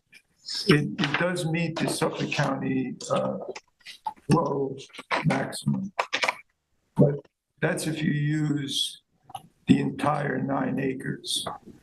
And there's a question as to whether or not the county will use the 9 acres or the 6 acres, which eliminates some of the property that is in wetlands. Yes, so the applicant did clarify that point. Thank you. I should have brought that up because that is important. They clarified that the county does not allow the use of underwater lands, but they do allow the use of like the dune areas. I'd like their engineering team to discuss that more, and that they've kind of confirmed that with the county. So, you know, we don't really have jurisdiction to change that's the county regulation. So if it's been done according to the county, that's great. And I think we just need them to confirm that.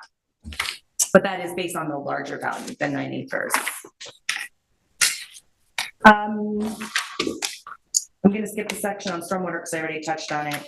The next thing that talked about a little bit was traffic and then parking and site navigation. With respect to traffic, we had just originally said, let us know what your generation is per the ITE manual. That's pretty much the standard way to do it. The applicant suggested that may not be an appropriate method here just because of all the different ways the site is used, which is fine. They offered that it might be appropriate to take traffic counts at the facility. If we do that, I think it would be really helpful to clarify for all of us how active the site is and kind of the levels of activity. And would also let them answer the question as presented in the form, which is important. So I think that's a really good recommendation from them. Regarding parking and site navigation, in the January memo, we didn't have membership, so we couldn't calculate the parking needs of the site. Based on the membership, the parking is calculated 226 spaces, and the applicant is providing 70. The 70 is a big increase over what there is now, which the applicant has described as 40. It's not marked, it's like all gravel parking. Nevertheless, the deficit remains at over 150 spaces. So we did want to hear, and we want to really understand how concerned about that deficit should we be. It's great that they're improving the condition, but how does this deficit kind of impact the surrounding community now? And, is there any way to enhance parking while at the same time not putting any more pervious coverage on the site, right? Because one of the things they're doing is a revegetation. We want to keep those aspects of the project where we can. One more thing about parking, all their aisles and their parking spaces are compliant with code, which is great. There was staff parking originally proposed here in this proposed revegetation area that would have backed up right onto Bendigo Road. We had recommended, we didn't think that was an appropriate configuration, just because it's not great to back out right directly onto a main road with a parking lot.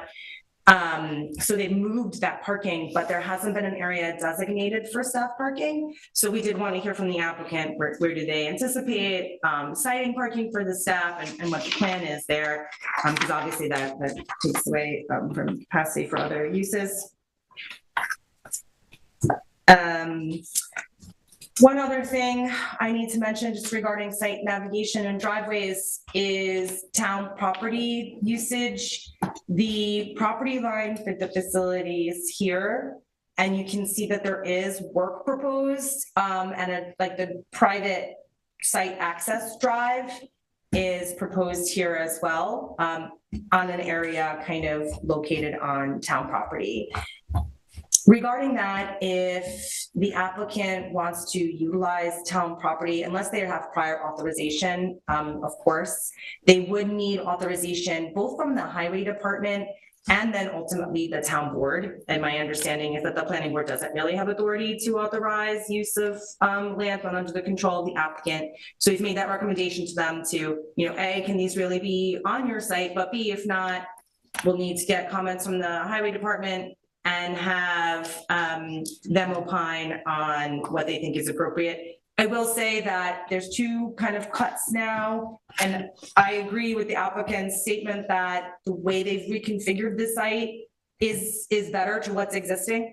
So that's a positive thing, but nevertheless, I don't really have the authorization to do that either. It's really the superintendent of highways and their team who can evaluate this and determine what's appropriate here. Next, fire marshal. The fire marshal made comments on the last submission. I haven't gotten them this time, but I believe the applicant's planning to meet with them. We do, I think, need to have these buildings fully sprinkled because they don't have the 20-foot access that typically is needed to get trucks in to service facilities like this. So I'm sure those discussions will be forthcoming, and we'll get those comments once those issues are resolved. They do, moving on to like kind of energy usage and noise on the site. There is a emergency generator proposed in the rear of the staff residence. This is one of the facilities that was originally kind of right on the property line that we were a bit concerned about. It's moved to an area internal to the site, and the applicants explained that there's going to be a noise attenuation around the generator, which is great. They just didn't specify what that would be, so we'd like to get that detail. Nevertheless, it's a better location than what was previously proposed. Air conditioning still being worked out. It is in the town's local waterfront revitalization program boundary, so we'll have to do a coastal assessment form. We won't do that until we've got a really final scope that we can do it based on. Landscaping, there was some changes made to the landscaping plan. Some non-native species were removed. So I'm thinking that the changes were good. I do think that as part of the natural resources special permit, we will drill down a little bit more on the landscaping program. But for now, I'm just kind of gonna navigate there to show the board what it looks like. That the plan, I think, is fairly robust. There is, I think, something, over 1 acre of revegetation proposed as part of the program, which is a positive aspect.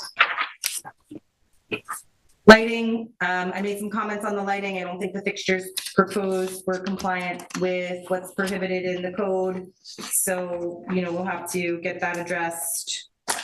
Additional review is going to be occurring with many other entities, and those are listed. So to conclude, again, we've got an environmental setting that is characterized by high diversity, wetlands, dunes, Gardener's Bay, high quality aesthetic character. It's a beautiful location. These deserve special attention during the planning process. The positive aspects, they're raising the buildings to be resilient, they're proposing revegetation, and they said that membership operations are not going to change. Again, the covenant is something we recommend that you all consider, but the application remains complete regarding several of the issues we discussed, really. Making sure that the GFA and the value both don't result in a substantial expansion. Noting that although nonconformities of these structures are in some cases being reduced, many will remain, right? So, if this was a site that was being constructed now, getting these variances fresh would be rather difficult, I would say. And even though they're being reduced, they will still be in place. Changing the grades, new stormwater drainage needs to be evaluated by the town engineer. There is going to be a new, IAOWTS, which is a benefit too. Like the septic systems on the site, I'm sure, are old. The new ones are going in much better places than that where they are currently. So we get another positive aspect I forgot to mention earlier. New massing of the building is going to impact aesthetics. We'd like to make sure that it's not a significant change. Lighting has to be brought into compliance. Parking's increasing, but there's a substantial deficit. That concludes my comments. Thank you. I would be completely remiss if I didn't say that was phenomenal. I spent a good deal of time reading through it, and we've come to expect thorough and painstakingly careful work from you, and this is just a stellar example of that. So thank you. Thank you so much. That's kind. The one question I do have is the flagpole. That's not ours. That's the ZBA. So, You don't have to answer that right now. I just want. So I honestly, I think as the planning board, it's important for you all to consider the general development program, the site layout. Do you think these things are appropriate? And we always should send comments to ZBA if we don't think certain things we can really support in the interest of good planning and consistent with our site plan guidelines. I think making those sentiment known is appropriate. But at the end of the day, the variance is in the ZBA purview. Well, that's good to know. Yeah, that's what you were waiting for me to say, so I got there. Next, we're going to take on Mom and apple pie, and I know. Okay, I'm sorry, everyone. All right. Mr. Brown. Mr. Chair, I think I'm going to defer to Mr. Warren, who's driving this particular bus. It's a bus? It's a bus. Feels like it at times.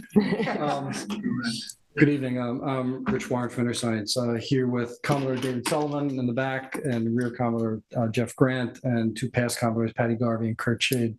Shannon from my office is here, along with the architects, Guy Horvath, Steve Narota of Various Design, and David Rhodes from TF Engineering. So we brought the team here so we could hear the comments. We received the 31-page memo on Friday. So you can expect that we're not here ready to answer all the questions. We recognize that there is additional information we need to provide for you. This, as you can imagine, with a site like this, where we have wetlands and coastal erosion and dune crest setbacks and a marina and existing infrastructure on the property. It's a carefully choreographed plan. And when we came in with the original application, which was filed in the fall of last year, and we had our first meeting with the planning staff in January, it took us from January to May to get a resubmission back to the town, because every time you move one element, it requires us to figure out how we make those adjustments. But just kind of a little bit of an overview, this project started in 2019 for the club. In terms of how to look to protect the resiliency of this club going in the future. The club's 100 years old, and they wanted to be sure that this is going to be around for as long as they can make it. They have all structures that are FEMA non-compliant. They don't comply with New York State Building Code. When I went through the building with Michael Hansen, who wanted to see it on a very, very cold February Saturday morning, we walked into the back in the dining area, and you could see that they had 2x4s nailed to the floor with a couple of braces going up with a 2x4 across the roof rafters to make sure You're taking away my first comment. Yeah, so it was there actually because they need to protect the roof from snow loads. Even though we didn't have any snow this past winter, you just never know. So they have old infrastructure. This is outdated infrastructure on the property, outdated buildings. So the plan here is to actually bring these buildings up to modern standard, FEMA compliance, New York State Building Code, health department, all the requirements that one would typically do. So it's a pretty carefully choreographed plan. There's no increase in membership here. There's no increase in use here. We do have some increase in spaces because this is an old club. So there's increase in GFA on the property. And I'm going to talk a little bit about that tonight, just so you have a sense of what that is, because I don't want that to become the boogeyman that scares everyone in terms of the increase in square footage. But the plan is not to increase it. The club recognizes that they have a membership of 400 here. They don't plan to increase it. And we've talked a little bit about the idea if there's a cap, and if that's somewhere where it goes in terms of capping it off where the bylaws are for this club, the club would discuss that with you. So we're not here to fight about that particular element of it. In broad strokes, the plan is to demolish all the existing buildings, but they're going to reconstruct in two phases. The first phase would be the plan would be in the fall of 2024, assuming we get through the approval process sometime no later than the beginning of the summer, because there's a lot of choreography that has to happen from the construction elements, would be to demolish the clubhouse building. So the first phase, if I can. Do you want me to bring up the phase plan? Yeah, if you wouldn't mind. It's one of the early ones, right? I brought all these boards, but it's like I don't get to control the computer. No, she gets to do that, but she'll do exactly. She doesn't want to. She happily. There's a phasing plan. I just don't know which. That's good enough. Okay. That's good. Something to work with. I can walk over here, right? Mm-hmm. So the existing clubhouse that's sitting out in here, the plan would be, and there's two tennis courts that are actually on a diagonal in through here. Those two tennis courts would be taken out. The only thing is, I think you might need to be by the mic. So you might want to turn the mic so that you can. No, he's okay. Please proceed. Oh, good. Go ahead, please. Voting from above. Thank you. All right, thank you. So the two tennis courts that are here that are on a diagonal, they would be removed for the first year. One of the things that's important is this is a membership club. This is not dealing with a single family residential property owner. So there's 400 members here that have some interest in this club. And the Board of Governors, as well as the membership, have voted in favor of this plan. But part of that plan is that they can't be losing services that they provide for the membership. And this is a membership club. People have joined here because of type 2 services: tennis, boating, sailing, dining, those kind of things. So again, it's been carefully choreographed to try to figure out how we make that work. So the two tennis courts that are currently on diagonal that go right in here, they're going to be removed. And the phase one would be to use this area through here to build a new club, demolish a clubhouse, build a new clubhouse, put in the new sanitary system, which is going right in through here, implement this parking. And then this area through here would not be redeveloped. These two tennis, actually this one tennis court comes out. And then during phase two, which would be, so the phase one would start theoretically Labor Day of 2024. with a very tight leash that they're putting on the contractor, that this would open up for the following year. So phase one would take this out, rebuild the clubhouse. They don't want to lose a summer of operation for their membership. What they would be losing would be two tennis courts. I think it's two tennis courts would be lost during phase one. But they would be brought back in phase two. Phase two would be the remainder, taking these buildings out, taking these tennis courts out, so the drainage is going underneath these now as part of the changes that we made. So these would be reconstructed. The staff house could be moved from here to here. Oops. Would be moved from this location to here. This would provide an interconnected natural area along Bendigo Road through there. And that would start the following fall to be finished by the summer of the following year, 2026. So getting through the process for us is important. We want to try to address the issues that have been brought forward by you. But it is a difficult site because we have dunes, we have FEMA, we have coastal erosion, we've got wetlands, all the setbacks that are pushing. Driving the locations of the buildings are uses, like the tennis courts are driving where the bathhouse and the sailing center are. Right now, the sailing center and the bathhouse are unified in one building, and that's being split up into two buildings. So here, they're both located in this area a little bit further seaward, and then you've got a cottage here and a storage shed over here. Those are being removed from the site. The cottage is used by their staff people. They'll be now in this building here, and staff people that are here will be moving in there. And they have a small apartment on the upper floor here, and that's moving in the staff building. From the fall submission to the May submission, we did review this significant memo that we got from the staff. Thankfully they reviewed it and gave us some good substantive comments. We took a look at the plan. We've moved the generator that was originally proposed on the northwestern side of the clubhouse. We felt that it would be more appropriate to get that more central on the property, both from a noise and aesthetic point of view.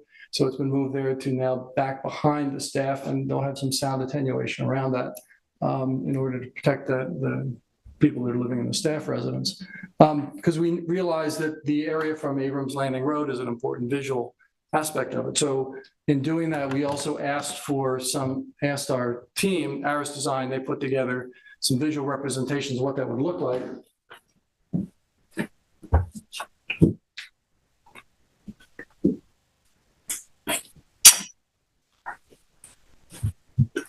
So these will be submitted. You haven't seen these yet. Nor has the planning staff. Yeah, they haven't seen them. So we've asked them to provide us a view of what it's going to look like from several different viewpoints from Abrams Landing Road. And they've shown it as planted at a 5-year and a 10-year sequence. So this would be near the driveway entrance, as planted, 5-year, 10-year. So we're further down, as planted, 5-year, 10-year. So you can actually see the growth of the plants. So it gives you a sense of kind of what the architecture is going to look like from the landscape, as you're approaching the property from the street. So there are multiple. We felt that this was an important view, so they actually did beef up the landscaping in this area from the original January submission till now, and we will get them to do another view from the water side. The architecture is traditional architecture. Austin Patterson Liston have tried to keep the architecture so that it is within the kind of natural traditional vernacular. This is the clubhouse building. This is from internal in the parking area, the entrance to the clubhouse. This is from the water side, the clubhouse. Although we will give you an expanded view back from further down the beach, if that's something that you'd like. And this is the bathhouse. So this is the second building over on that drawing. It's the building that's in the middle. So the bathhouse. So there are locker rooms and bathrooms for juniors and adults into here. So the sailing center, which is the third building over. And this has room for storage of sailing equipment for the junior sailors and the adult sailors. And we have a second floor mezzanine up here, which I'll talk about in a few minutes in terms of the square footage has been increased. So they have been trying to keep this in a traditional color, traditional look, and traditional style architecture. And I'm not an architect, so I can't describe all the details of it. And when the time comes, they will do that.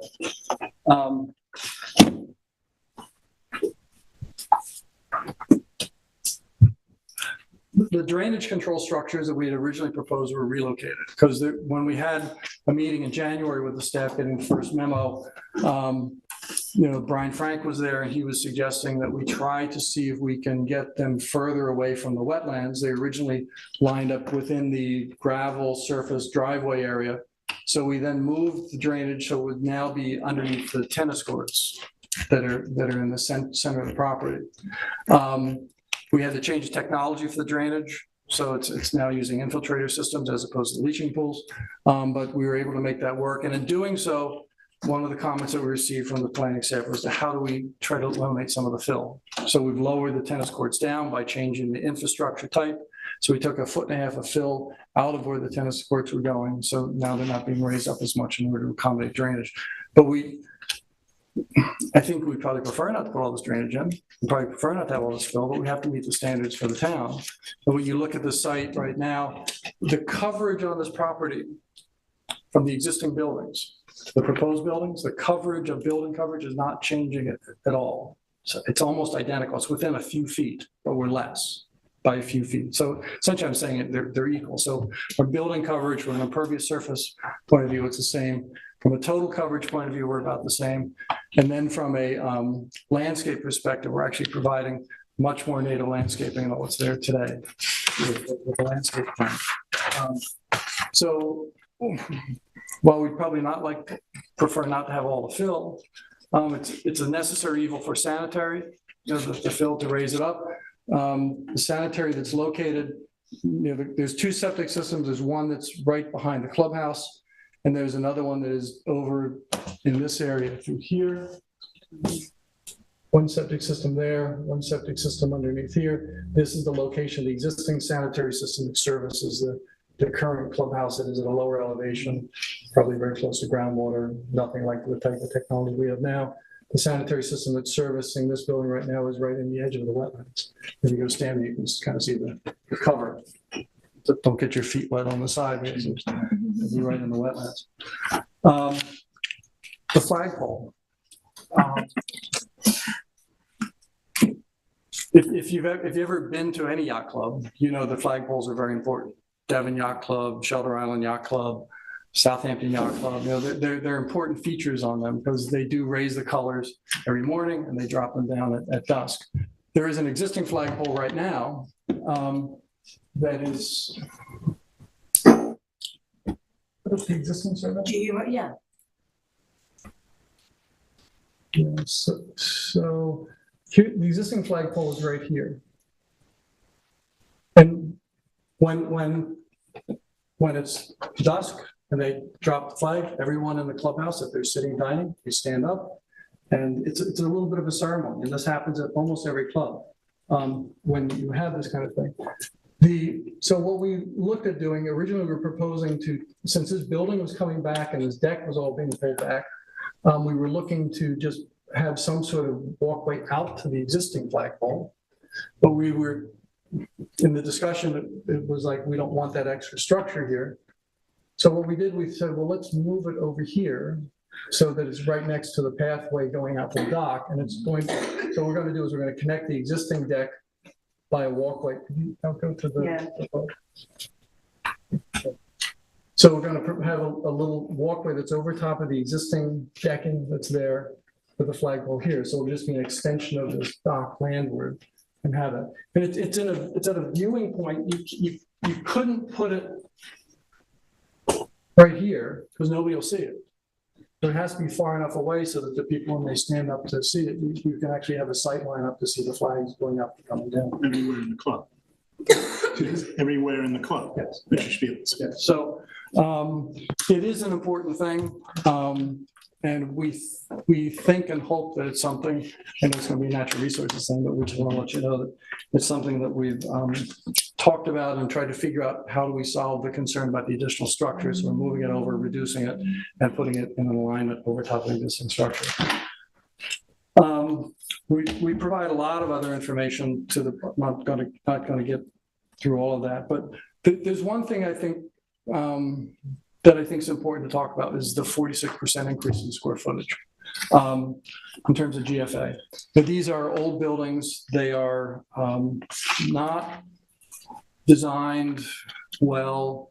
If you go in the existing clubhouse, you'll see that the bathrooms aren't handicap accessible. They're difficult to get in and out of. The kitchen, I think when Mike was there, we walked through the kitchen to get in the building. It's just like it's like a hodgepodge of stuff all over the place, and you can see that it's not a kitchen that would be well run. The dining space that is proposed on the first floor doesn't change in terms of square footage from what's existing to what's proposed. But what they're doing is they're actually providing the necessary kind of service space for the people that actually work here, not something that's going to make more members come, but for service space, we're actually going to improve that so that it is better. For the clubhouse, there's a larger kitchen to improve the functionality, areas for kitchen storage. They're providing code compliant handicap accessible bathrooms. They're providing a small reception area in the entry. There's an entry hall that you come in. There's a small area where there'll be someone that greets members and their guests as they come into the building. They reorganized the bar and the dining areas, but they are not increasing in square footage over what's existing on the first floor. Snack bar's been eliminated. There's an elevator and a stairway to the second floor. There is a second floor proposed here now. On the first floor, they're eliminating the manager's, I guess you'd want to call it an office, but it's more like a closet. So the second floor, takes that cramped office space and puts it upstairs where they can now actually have storage. So the floor plans, do you have those in there now? I don't think, did you give me, let me see. I don't think I got floor plans this time. Yeah, I have them here. So I can look for them too while you do that. Let's see. So this is the second floor of the clubhouse.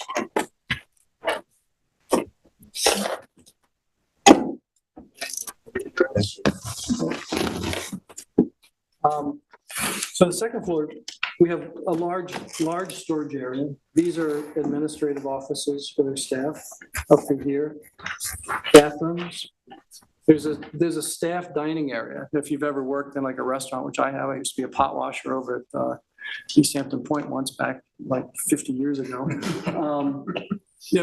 They feed your staff. So this is a place where you can feed the staff up through here. The elevator through here, this is the lobby on the second floor, but it's really for the back of house operations up here on this side. This area through here, this is going to be a room that will be available for the Board of Governors to meet.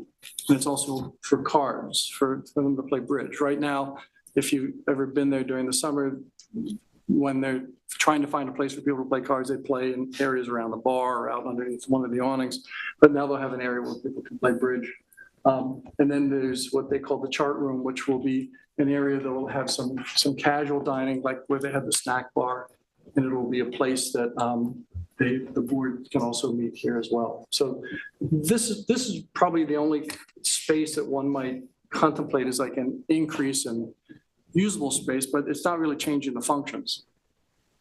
Cards are here, they're playing downstairs. It's like kind of a little bit more cramped. Now they have like an organized space. They also have some storage. Since we're in FEMA, we don't have any basements. So we're actually trying to provide some space to be able to accommodate those kind of uses. The sailing center and the bathhouse functions, they've been separated into two buildings. The sailing center has an increase in square footage by the addition of equipment storage, so they can store sails and all the stuff that all the kids and the adults gather. And there's also some space in those for instruction during inclement weather. because they wind up with a lot of kids. Today, for instance, they had a PGJSA, the Peconic Gardeners Junior Sailing Association regatta, which my daughter used to sail in many years ago. And they had like 100 kids on the site. And so they had a windy day, they manage it, they get it worked out. Patty Garvey was out there on the race committee. So on inclement days, you need a place to do that. In the sailing center, we also have a second mezzanine, a room on the second floor. So it's this room right here. This is open, and this is open below, and that's a room on the second floor. If you've been involved in sailing, you know that sometimes, and there's racing, there's sometimes protests. And so this is a room. And I've actually been on protest committees because I raced sailboats down South in the Lake Yacht Club for many years. You need a place where you can isolate the sailors, where you can get the sailors who are protesting, you can get their witnesses, you can get your race committee together, so you can actually adjudicate an infraction and determine it. You can't do it in the middle of a locker room. You have to find a quiet space to do it. It's just a dry room on the second floor where they can do that. It also gives them a little bit of storage, but it's a space where you can actually get people away from that, from the hubbub of what's going on, so they can make some decisions about what happened in sailing. So it's square footage. It's on top of the building, but again, our ground area coverage isn't changing. It's just making this facility more practical for the types of uses that they use here. The boathouse, the bathhouse will have adult and junior sailing locker space, bathrooms and shower facilities that are going to be used by the sailors, the boaters, the tennis players, and members going to the beach. The staff that currently live on site, again, there's a small apartment above the clubhouse. And then there's the cottage next to the existing bathhouse, and then there's the staff house building. That's all going to be amalgamated into a single building. Two-story building, and it's designed to accommodate the 26 staff people that they have. We've put some parking spaces in the front. There's also bike racks in the back. A lot of the people that come here that work for the club, it's seasonal. They actually don't have cars, so they use their bikes, but we have accommodated for a couple of spaces in front for them. So it's important to recognize that there's an increase in square footage, all upstairs. And it's all really to improve the functionality of the club. There's no interest and there's no objective here to increase the use and intensity of this club. So the plan that we've developed with the team is to try to meet what we see as the town's CARP objectives, the Coastal Resiliency Plan. This is costing the membership not an insignificant amount of money to do, with no increase in revenues coming into the club because they're not bringing another 100 or 200 members. This is going to be spread across the membership. So this is kind of a big lift for them, but they realize that this board feels it's a responsibility, and I agree with them, to make sure that the longevity of this club with increased storms, the frequency of storms, it's important to try to protect this facility for years to come. So we have Tina's extensive memo, which we just got on Friday. We know that there's a bunch of things we have to address in there. We are going to come back with the details that we need. My hope would be that we would provide, take Tina's 31-page memo, and I appreciate the effort because I know this is a big project too. We're going to provide kind of like a punch list of what we see of those issues. We'll go over that with you to make sure that we haven't missed anything, and then we're going to get it out to our team. So this way we can address it and get back to you. They're all here if there's something that you have something specific to talk to you about. We are going to the Amagansett CAC on Monday. They've asked for us to go, so we're going to go and meet with them and make a presentation so they can see what's happening. There's nothing here that we're hiding. We'll arrange to see the fire marshal and start talking about ARB and those kind of things. So we are going to try to positively and proactively address all the issues that the town has raised, and we hope that the planning board will embrace this project and help Devon Yacht Club along. Thank you very much. Appreciate Thanks for listening. No. Listen, we know you got it on Friday because we did too. So, but you had to respond. You just had to be. So, but the one who actually did have to respond. Mr. Hanson. So Michael, it's all yours. I did right. I recall a long roof that midway had a temporary 2x4 wall. When this proposal was before us last year, I was generally supportive of it, and I remain generally supportive of it. And that 2x4 wall just made me think this is a building that has lived a long life, and it's time for a new one. I have some comments. So the replacement of the existing sanitary system with an on-site wastewater is fantastic. We support that all the way. And I even support the grading, the raising up, because we have sea level rise, and I understand that you have to meet floodplain regulation. And what else I think is great is the removing of the staff residence and the pedestrian bridge, and specifically the cesspool that services that building, because they are cheek by jowl of the freshwater wetland. Can you bring up the map that has that space in bright green, the staff residence in bright green? This is the. You doing existing conditions? One of them had it, that one's fine. So here, I have a recommendation here, because when I look at this, here is the freshwater wetland. But when I walk by here, this looks like, and you're going to remove all this. This looks like someone put fill there how many years ago? And I appreciate the word protects the wetland, but I think this spot specifically is a restoration job. And I recommend finding a professional wetland scientist to review this and to restore this completely and use the appropriate freshwater wetland vegetation in this area. I was at your site yesterday morning during that huge rainstorm, and you guys did a fantastic job. Nature did a fantastic job of kind of moving all the water into this area. So, but that spot in particular, I think can continue, because you can look at it, the wetland goes right through there, I think. So It's a pinch point. yeah, it's definitely a pinch point. So I think you can restore that all the way. I have a question about your big 3 events. How many people come to these events? Where do you park the cars when you have these big events? So we've talked with the manager, Pat Holman, about that. And during those large events, what she does is she gets an approval from the town highway department for a one-day event in order to be able to park in Abrams Landing Road. So where again? in the parking lot next door. So they park on site, and they also Parking. yes, yeah. Yeah, okay. Through here, where the parking is. But they get an approval. They don't just do it. And they've been doing that for years. How many people attend these big events? Like you have 400 members. Do you get 200 members? Do you get? I don't have the answer to that, but we'll it's one of the things that we've been asked to provide, so we will provide it. I'm sure I'm repeating a lot of things that Tina has put in her extensive.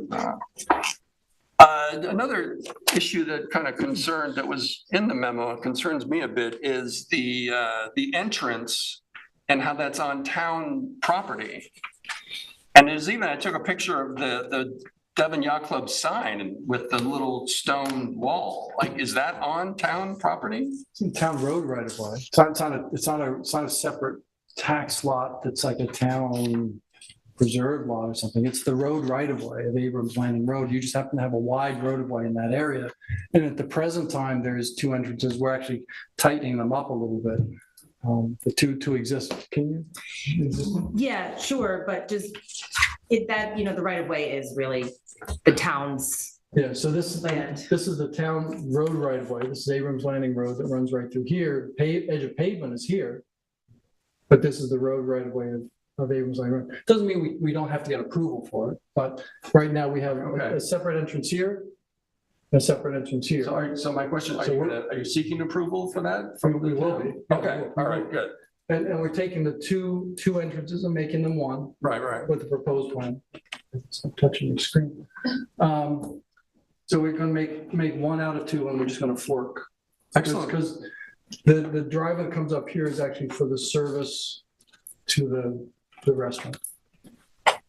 So my last comment, but I'm sure not last comment of this board here, is about SECRA. And can you just, I know you said it earlier, but SECRA isn't something that we vote on, right? So the classifications of actions are really set by the state regulations. And, you know, you could promulgate a new type 1 list that was more restrictive. You can't, but then you'd have to kind of set that and go by that. You can't say something's type unlisted if the SECRA regulations classify it as type 1. The type 1 list there is binding on all entities that serve as lead agency. We make the determination, is it likely to have a significant impact or not? Does it require an environmental impact? So do we want to We're That's correct. not we want to settle that point right now while we're on that? No, we're not there. But it's type 1 action? Type 1 action. No, it is a type more 1 like- I'm saying, I think it's type 1 action. I think we can want settle to know that from the point. planning department. I think it whether- is a type 1 Whether, does this application fall within the type 1 categories? Yes. And I agree. I think instead of talking, all of us talking about it, we would just, Oh, I thought it was a done deal. Yeah. Well, Yeah, it is. that's what Ian is asking. that's what I'm getting. We provided the long form EAF, which is required under type 1 action. And we'll Correct. provide whatever other supplemental information you need to help you through the review process. So that governs the path that we're going to take. Yeah. It's a process. Right, the process. It's a difference in process. Right, precisely. An unlisted action and a type 1 action, how you guys review those are different policies. Yeah. So I support the flagpole, 100%. You see how easy that is? Okay, thank you very much, Michael. I know Michael's our newest board member, and he has a lot of meat on the bone for his first meal. Please, go ahead. I just want to disclose, I do sell vegetables to the Devon Yacht Club. I don't think it interferes with my ability to be fair and impartial. I should have said at the beginning, but. We sort of take that for granted. Anybody. A lot of restaurants. It's good to say it. Just wanted. No, you should, and I'm glad. Yeah, sorry. We are, no, that's fine, before we go any further. Okay, so, look, this is a big application, and, watch this. Anything to say?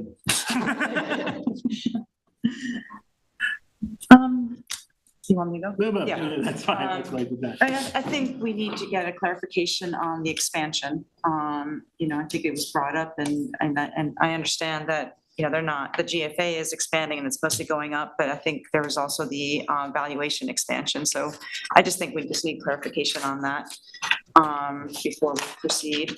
And I think some of the most important parts of this are the environmental aspects of it, right? So the drainage and having an engineer really look at all of that is going to be really important.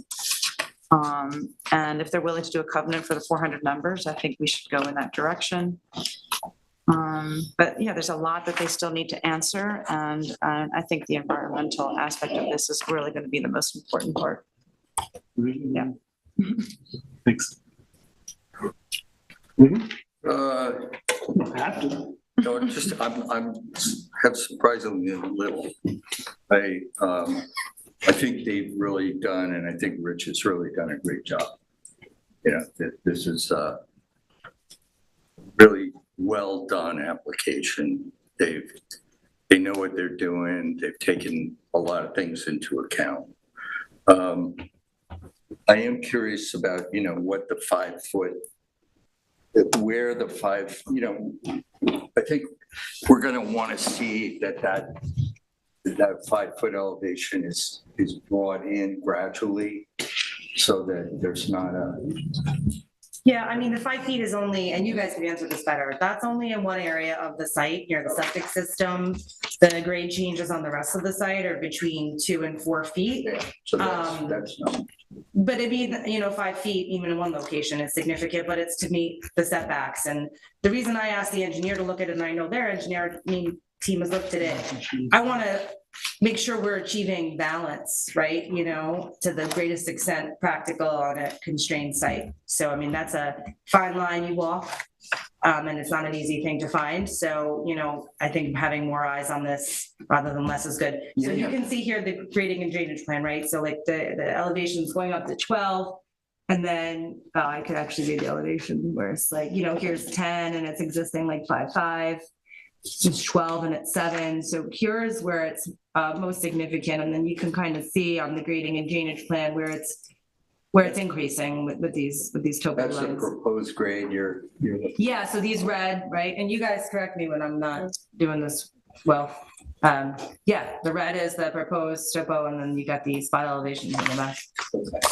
Yeah, so it seems to me that I don't really have a problem with the extra space upstairs, because the grading and all that, even if they were just moving the existing buildings back and bringing the site up to code with drainage and septic and separation of groundwater, you'd have to do all that work anyway.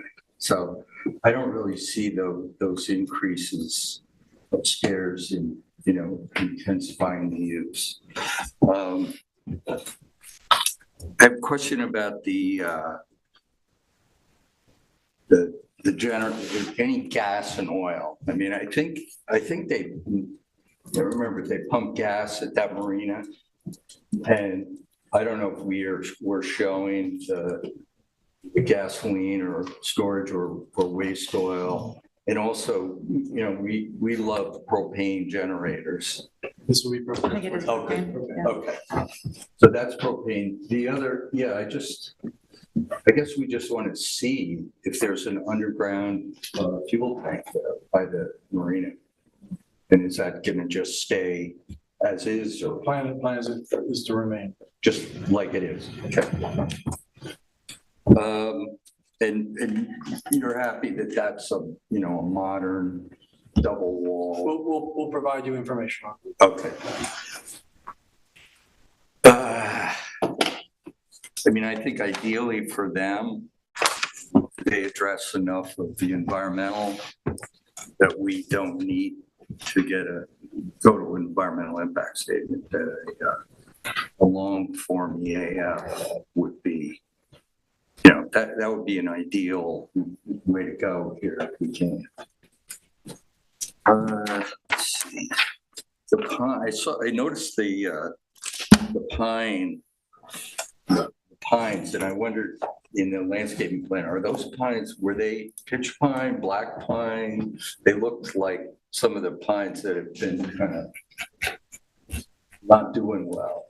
And if they're not, anyway, that's a minor point for the, I'm sure Rich is well aware of the pitch pine situation.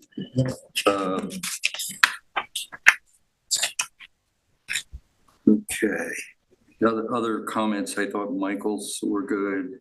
Tina's excellent memo. There were some off-site staff cottages, and I'm assuming that's sort of status quo. Some of the staff will live off-site. And are you increasing the number of staff on site? It's 26 more than you have. No. Okay. So basically the staff on and off site is staying the same. Oh, but the off site is going to still.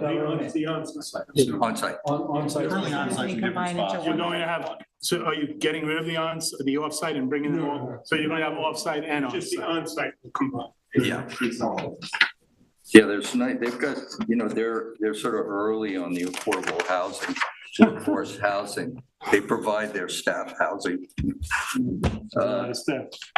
That's all I got. Great, thanks.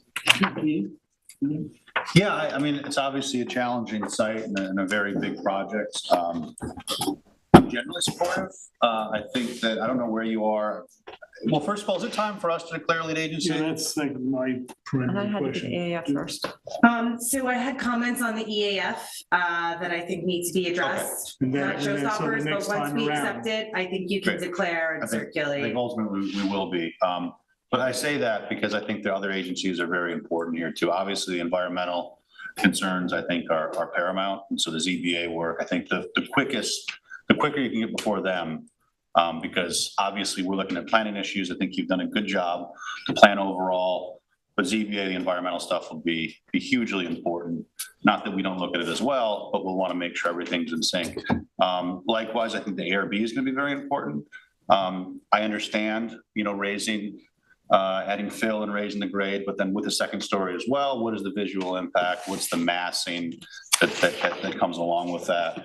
From a planning standpoint, it all makes sense. I think that your explanation of why it's not an expansion of use or why, it sounds very credible. I do think along with that, though, that I would be in favor of you sort of solidifying that with a covenant saying that your membership's not going to change, because if you don't want to do that, I would wonder what you could grow into with these spaces that you're creating. Otherwise, I think you'll have to get approval for the access from the town, which I think is already part of the game. I think it's something you'd never be able to do if you didn't already have it. But what's there right now is somewhat problematic, and I think that what you're trying to do is improve. I think there's going to be a lot of details. Tina's obviously put a ton of time into this, and I think did a great job with her memo and summary. I think you have as well. I think this isn't going to be a very quick process, as you know, but the orderly response that you gave to the early memo, I think was really, really helpful. I hope that path continues. As far as landscaping and lighting, I think Randy brought up some good points. I don't think you need to do a ton of work on that right now. Because depending on how everything else shapes up, I'm confident you'll be able to do it, and you seem committed to doing a good job with it. I do think the revegetation is hugely important. I think Michael's point about the wetland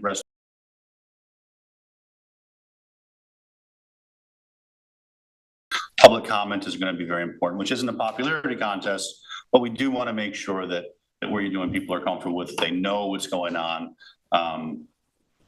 We'll see what happens, but thank you. And it all has to do with the environment, wetlands and so forth, the expansion of space. And I understand the expansion of space is going up, but,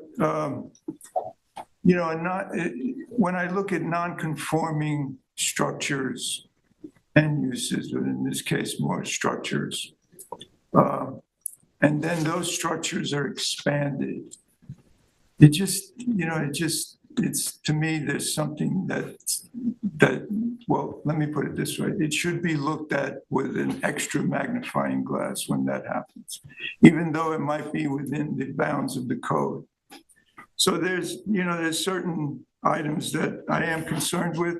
Some of them have already been mentioned, either in Tina's memo or by my colleagues, but I think it's worthwhile, even if I repeat them, because you'll get a sense of the importance of these items.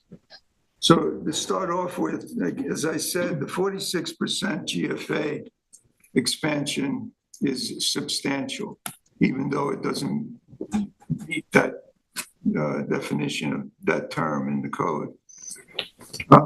I am concerned about it. I would like to know more about the 50% value expansion. And Tina mentioned earlier that that's something that she's expecting for you guys to provide. There's something about that is concerning, because Tina, how do we ensure that the data that they provide is correct and accurate? I mean, they have to get really a professional appraisal of the property and a professional construction estimate. To be clear, what that would mean, though, is just they would need a new special permit, right? Yeah, exactly. That's correct. Right. Yes. Yeah. Or no variance. It is a allowable special permit use. It's not prohibitive, it just means. It's not prohibited. That is correct. It's more scrutiny. Yep.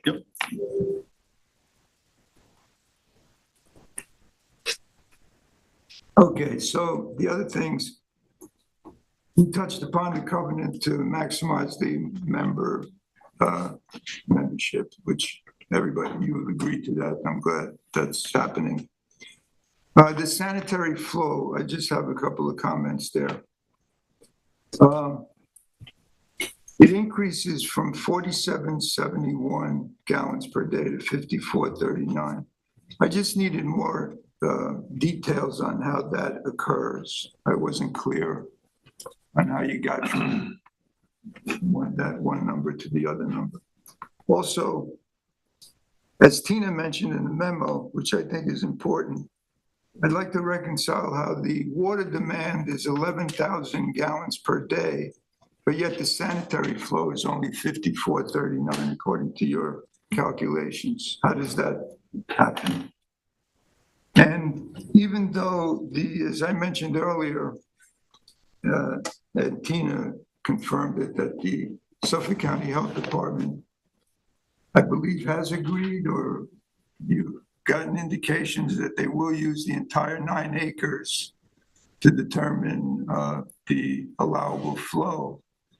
Again, even though if that's the case, if they do allow that, I mean, just keep in mind that the reason you would consider that to be an inaccurate number, and it should be 6 acres, is because the difference in acreage there is wetlands. So there's no absorption going on.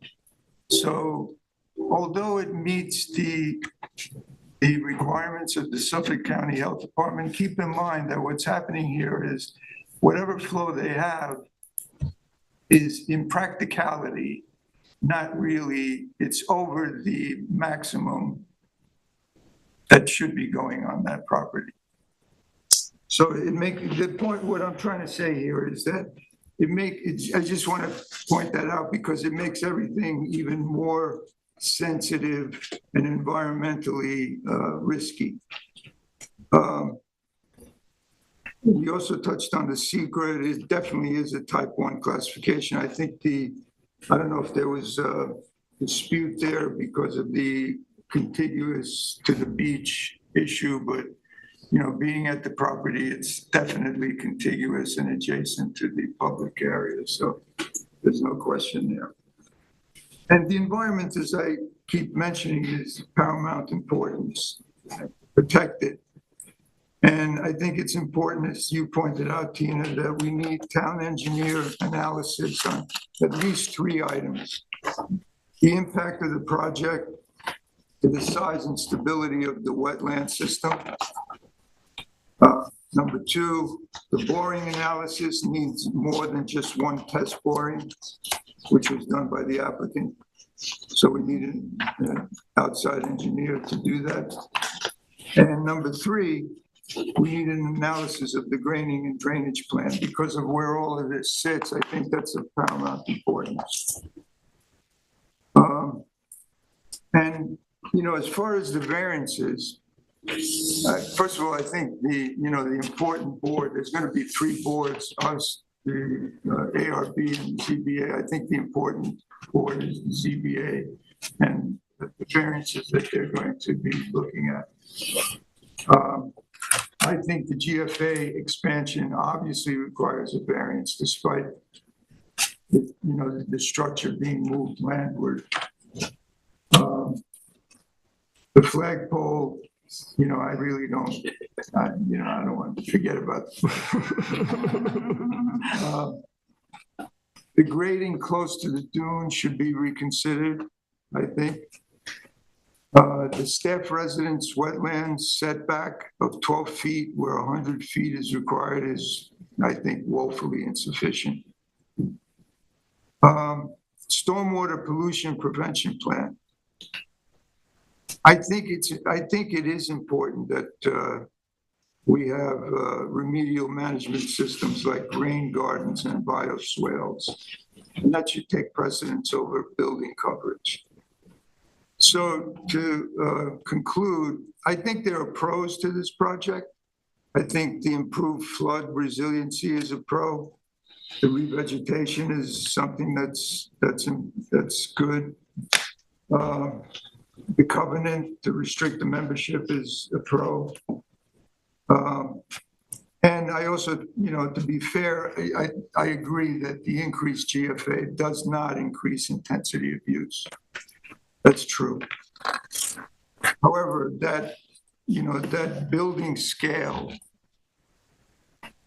does increase. It's an increased building scale, and the way it increases is going to affect, I believe, the aesthetics of the area, especially if you're on that public beach. Other negative items are the possible negative impact to the hydrology system, again, because of the wetlands. The raising of the grades is a negative. And the GFA, even though it's not, it doesn't increase the intensity of use, it just, I still think look at it as a negative. So those are my comments. Thank you. Yeah, so between Tina's excellent memo and the comments of my colleagues, I think we've covered a lot of ground here tonight. But just to say, just kind of, weigh in, very ambitious project, obviously, and but one that I'm generally very supportive of. I think this is a great opportunity to do the right thing here, and frankly, set an example, right? Obviously, the club is really going to a lot of expense, and with this incredibly ambitious project to enhance your coastal resiliency, and I think this is a great example for other organizations and institutions of the town. I think it's a type 1 as far as I'm concerned. I think that will kind of help us sort through some issues as we go through that process. I think that the covenant on membership, restricting it to the current 400 is important. But this is a great opportunity for you guys to improve, a charming but substandard, set of buildings on the site. And I think it's a plus for the town, if we can restore these wetlands and, solve the sanitary issues that exist there now with an inadequate and ancient sanitary system. I think all those things are good for the town as well as for you as a club. Very difficult, very constrained site, and thanks for tackling this. I think working together with the planning department and with us and the ZBA and the ARB and the county health department, this is going to be and the DEC. Let's not forget the DEC. Yeah, I think that there as our my fellows have pointed out here, there definitely are some issues, extremely environmentally sensitive, but I feel like we're going to work through those issues. No Army Corps. Thank you. Yeah. Actually, I was wondering, because I'm not Army Corps necessarily, but got a body of water there that does it end with the DEC? There must be there must be some federal interface, right? They have jurisdiction from freshwater wetlands 100 feet in from the freshwater wetlands that are on the southern part. They have jurisdiction 300 feet landward of the mean high water on Gardens Bay. Mm-hmm. So they overlap. So That's DEC jurisdiction, right? DEC. Not Army Corps. not Army Corps. Army Corps is But within it's that federal. wetlands. It's federal, right? No, New York State. New York State. Okay. There's no dock work, right? No. Just that's flagpole. And no dread. Army Corps is triggered if you're within the wetland boundaries or it's like in water work and your limits of disturbance don't show that, right? I'm sure if that's wrong, DEC will catch it, but it doesn't seem like it. Well, we'll know all that when we get into the lead agency question down the road, as it were. Right? If DEC sees that we've missed an agency, they might comment. They often don't, but I'm sure you're in discussions with DEC. If you need Army Corps, if they need to do a dredge permit application that Army Corps is going to be involved in, I'm sure they'll guide the applicant. And this is obviously a very big project. It's an important project, an environmentally sensitive project. I should say I share many of the concerns that we raised. I'm looking forward to working with you to get this project going and to bring it to fruition. But the environmental concerns can't be minimized, and I don't think you're doing that. I think you're going to address them, but they have to be addressed at a very high level, which I expect is what you intend to do, because you've been there 100 years and you're going to want to be there many 100 years more, and it just means respecting, as you do, the environment.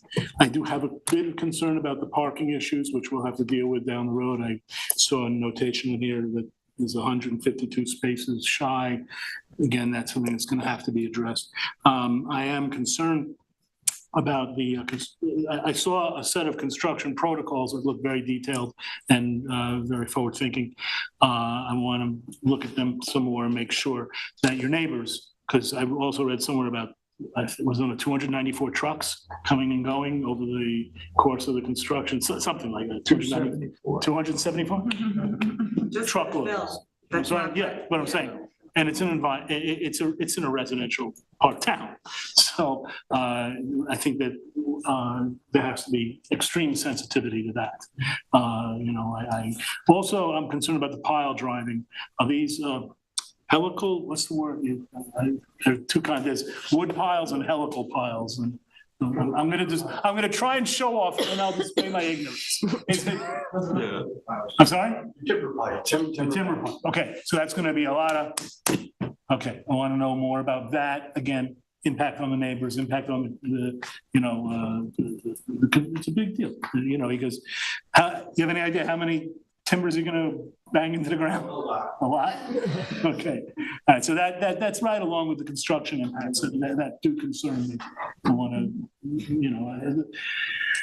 you don't want people complaining, and I'm glad to see that you're going to do inspections or at least make outreach to your neighbors to do pile driving inspections so that everybody knows that, there is a collection of crystal next door that you don't want collapsing on the ground.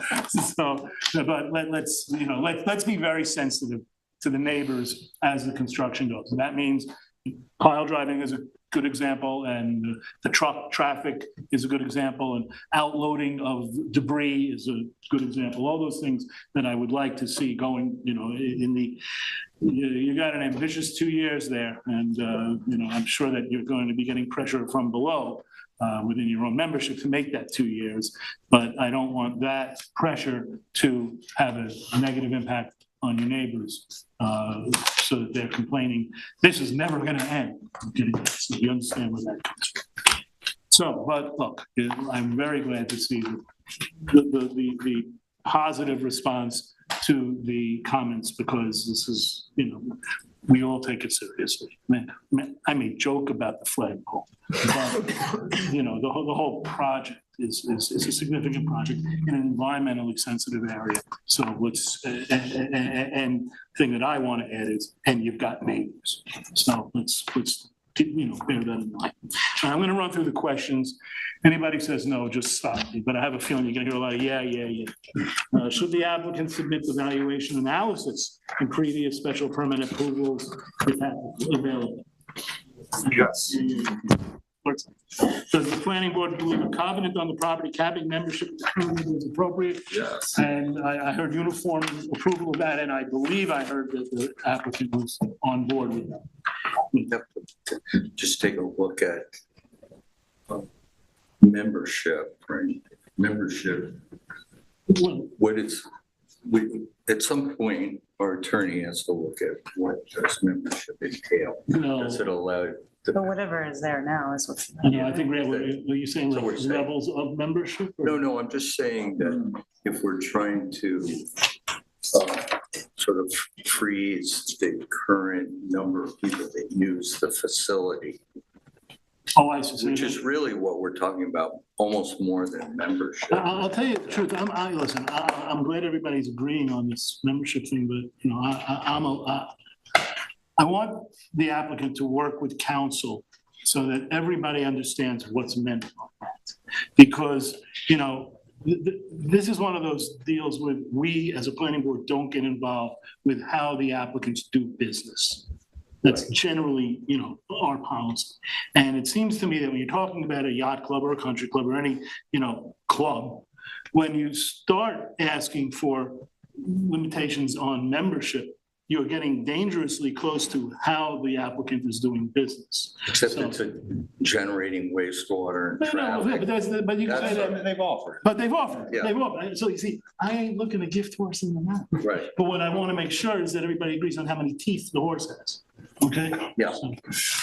That's the whole point. That's, well, yeah, that's exactly.